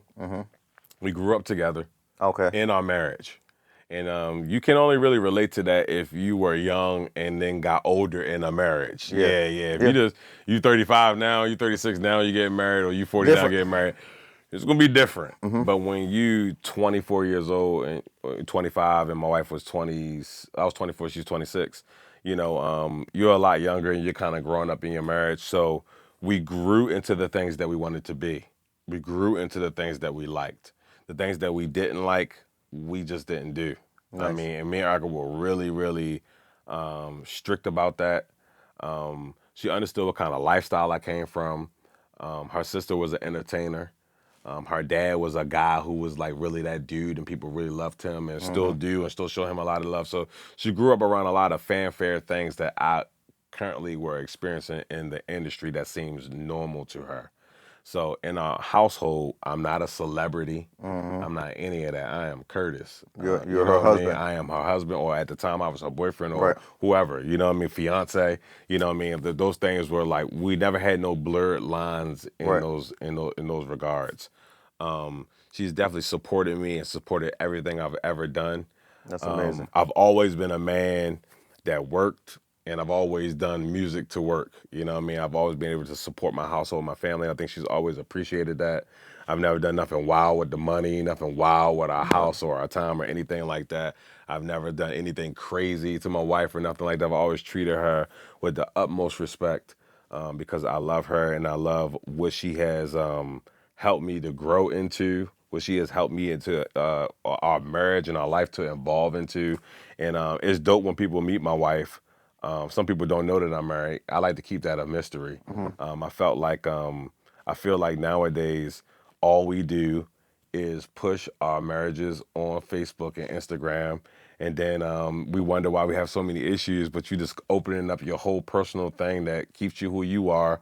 You open that all up to everybody. You see my social media, right? Same thing. My uncles, my kids. I just don't do that stuff. It is not about hiding your wife or your kids. It's kind of like it's what you said. Like I don't need to open myself up. I just don't do that because I have lived my life in the limelight, even if you believe it or not. Or if you go to my page, I might not have 148,000 followers, but trust me, I was being harassed at some point in my life I did. Yeah, you know what I mean? That's why I said you guys were like rock stars. Yeah, we definitely dealt with that. You know, we was having security at one point because we was getting all these death threats from this one particular person. I think they wanted to find out who that person was a couple of years later. Oh, wow. But it made it hard for us for some years moving around. And I actually did get off of social media for a long time because of that, because I was just in the number of people that person wanted to harass. Yeah. You know what I mean? And somebody called me last night at 11:30 twice. I didn't know who the number was. To this day, I still won't answer the phone. I'm just like that. That stuff made me paranoid. But back to my marriage, I just felt like when we first had our first bout of dealing with something like that, we were just like, man, we really don't have to show this online at all. We having a great time with our family and our friends. Having a great time in real life. We go on vacations. They go directly to a group chat. You know what I mean? Like you might not really see me on vacation, or I could be out somewhere. You might not even know. I might be with my wife the whole time. Yeah. You know, somebody taking pictures of me. It could be Erica, but you might not ever know that because I'm not putting up 17 pictures of us. And it's not your business. It's just not your business. She know I'm not hiding it, and she know you're not hiding her. So it's like, no, it's not your business. You know what I mean? All the organizations that I work for know that I'm married and I have a wife. wife that I've been with for 16 years. She's heavily respected. And we've had a great time, man. We've had a great time in our marriage, man. We really wish that we could have like build a family. You know, we were really trying to do that, but it just didn't work out. Or it didn't work out in time that we thought. You know, we still don't really know. You know I'm about to say, yeah. It's still time. You know what I mean? That was one of the reasons why we even went vegan. It gives more vitality to your life and adds more to your being. We'll talk about some stuff offline about that. Oh yeah, for sure. Yeah. You know what I mean? But that's as far as my marriage is concerned, like that is like my rock, man. You know, I don't really make too many decisions without her. And I'm not no dude who be trashing his wife and talking bad about her. I don't do none of that. I don't feel that way about Erica. I feel like she took a chance on me. Yeah, she took a chance on me. I'm the wild one. I'm the one that's been living a rock star musician life all my life, right? You know, so I felt like she took a chance on me, and I wanted to prove to her that I could, you know, be a good husband, be just as good as my dad was to my mom. Dope. You know, and I've tried my best to do that over the years. Dope. Yeah. So in closing, you recently became an artist. Yes, sir. You're walking in this artistry, and you kept saying your mom was like, she was kind of pushing you to like, why? I don't like you being in the background. Like, I know my son. Like, she wanted me to be a comedian. Oh, she kept saying, because she's funny too. She's like, I just think that if not a comedian, like you should tell some type of stories. Like you're a good storyteller. She's like, I just think you should figure that out. Could be something you add to your set. Yeah, for sure. Yeah, I've been working on it too. That's dope. So, what made you now at this point in your life want to step out here? It's like, you know what? I'm going to bet all on myself. I'm going to come out here and be an artist. Yo, when I got down to the church and I started traveling, it's the only thing Tim will talk to me about. I lie to you not. It's the only thing that Tim will talk to me about. He'll be like, yo, so when you putting your music out, when you go, Kurt, you are an artist. Like, you're not just a horn section player. Like, you are artist. Like, he was looking at it more like, yo, you got what it takes. I think you should be doing this, bro. Like, you don't got to just be out here playing trombone for me. You can be doing this for yourself. I had never really met an artist that would do something like that. They normally would just be like, stay here with me. Here go the next couple of dates. Yeah, next couple of dates. You know, go and get your Balenciaga and come on stage with me. Nah, he was more like, yo, you should be out there. Yo, I mean, it would be Sundays. I would be at church. Let the glory of the Lord, let it ride. Kurt, take the second verse. Hard. That's hard. Tim will give me opportunities to do stuff like that because he knew I could do it. And then he'll apologize to me back like, yo, my bad, I could put you on the spot like that, but I know you can do it. Yeah. I feel like people didn't never give you an opportunity to do it. And it's different too. It's different. And once it caught on, it's just like, what's the thing? So it's just like, now it's like, he always going to like bring me out on the road and give me an opportunity to do that. So me being around an artist of this magnitude is only for me to play trombone. Right. Nah, it's for me to elevate to the next level. So to be honest, like once I got around Tim, man, I really started working on my music. I was already like crafting out something on the low, but I ain't have enough confidence to be like, yo, I'm gonna put this out and it's gonna be my joint. And but Tim was more like, yo, you need to put out some music. You need to like figure this thing out. Yo, like you a freaking artist. Like you gotta figure this out. I started working on music, bro, and it just started getting crazy. That's like dope. Just on my own music. I mean, I've only put out one song. I have 3 albums. That's how long I've been working on music. That's dope. I have 3 albums worth of music that can be released. So in that time, my boy Aaron Camper, we would be talking. He would be like, look, you need this time.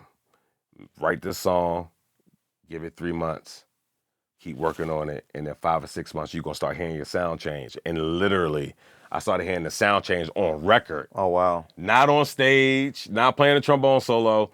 We like, yo, if we worry about the records, we'll get to that. We already know how to do that. This we don't know how to do. Right. This you got to figure out. This you got to figure out. I had to figure out my own auto-tune, all of that stuff, bro. I spent hours, Jay. Doing the work. Hours doing the work. Doing the work. Hours down there. Playing with effects. Playing with effects. Yeah. Buying all the plugins, figuring out the stuff. Yo, what Brody and them using out there in the studio? What D-Mile and them using? Oh, they using it? Okay, well, how much that one cost? All right, I'll save up for that. Literally, bro. Like, I was trying to figure it out, hitting my homies, like, that's in the studios, like, yo, if I do this, if I do that, how can I get this sound? How can I get that? I'm looking for this for my music. I want it to be like this because I didn't want to have to, like, do what I saw Jeff Bradshaw and Marvin Thompson do. Is they had to wait to go to the studio to do that music. Right. Mine's, I'm going to do it right downstairs in my basement as soon as I wake up, as soon as I feel it, as soon as I hear it. You going to send me a track, I'm going to send you back a whole song. Yep. Yeah. I was doing that to Izzy. He couldn't stop laughing. I was saying, Izzy, he was like, yo, you did the whole song? Yeah, I put words on it too, but it sounds funny, but I just wanted something there. Right. Aaron was like, it don't matter how corny it is, make sure you are ahead of your own song. So every song I will write, I will put a lyric, a melody, a vocal on it. No matter how funny it sounds. Get the idea out. I get on YouTube, start learning how to work auto-tune. I was like, I was talking to Jamal one day and let Jamal hear a song in the car. And I was like, the auto-tune, I just can't figure out. Jamal was like, it's two things you can do with auto-tune, bro. You can either cut with it on or cut with it off and go back and fix it. I was like, oh, really? Yep. I didn't know that. Yep. I go home the same day. You can ask Jamal. I sent him a song. As soon as I got home, I went home and cut a song with the new version of trying to figure it out. Another homie told me, he was like, yo, stop. He was like, when you use an auto-tune, put it on classic.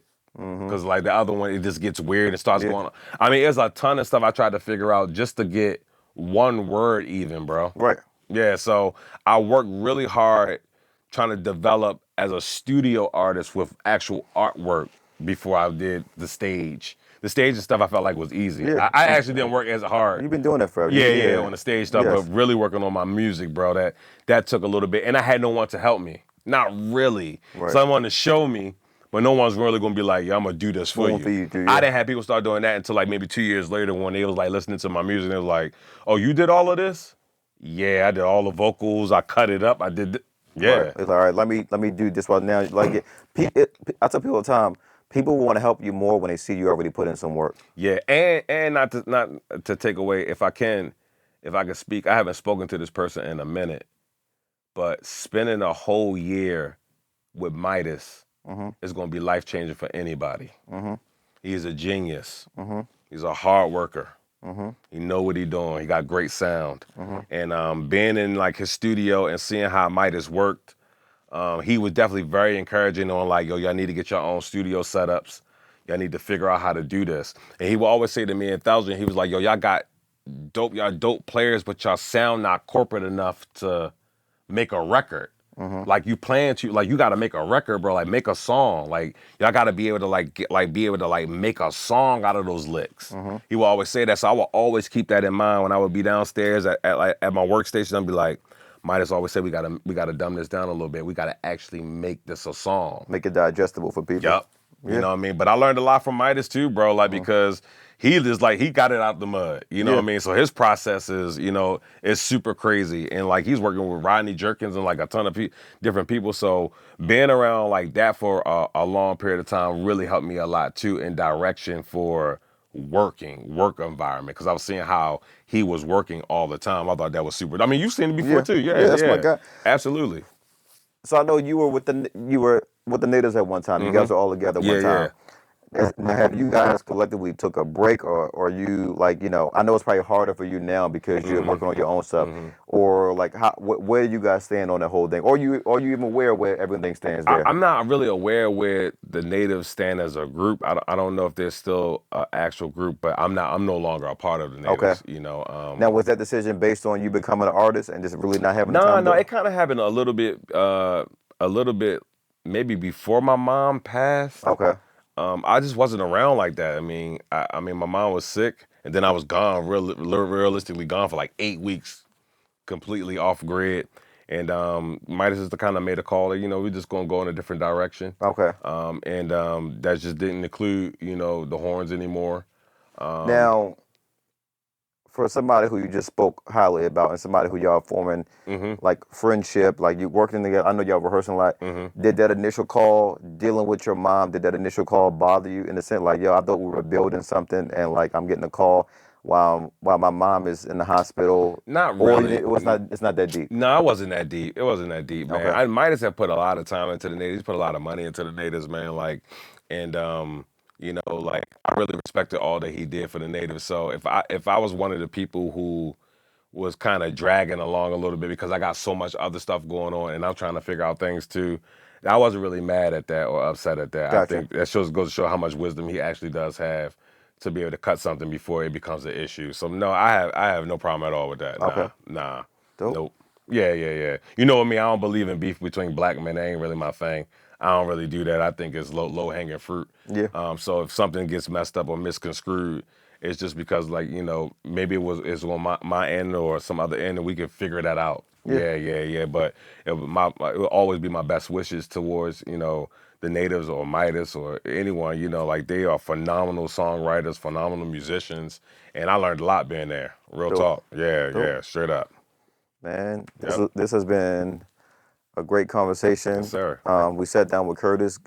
If you don't already, go grab his single. I know they can grab it everywhere. Right. You can get it on all streaming platforms. I go by Old Kurt, and the name of the song is called Old Kurt. And look out for my new single called When Love Walks, and that will be out September 5th. Here, Curtis J at the Wall Factory. Thank you guys for tuning in. Sir. We'll see you guys soon. Peace. Man, that was amazing, bro. Sir.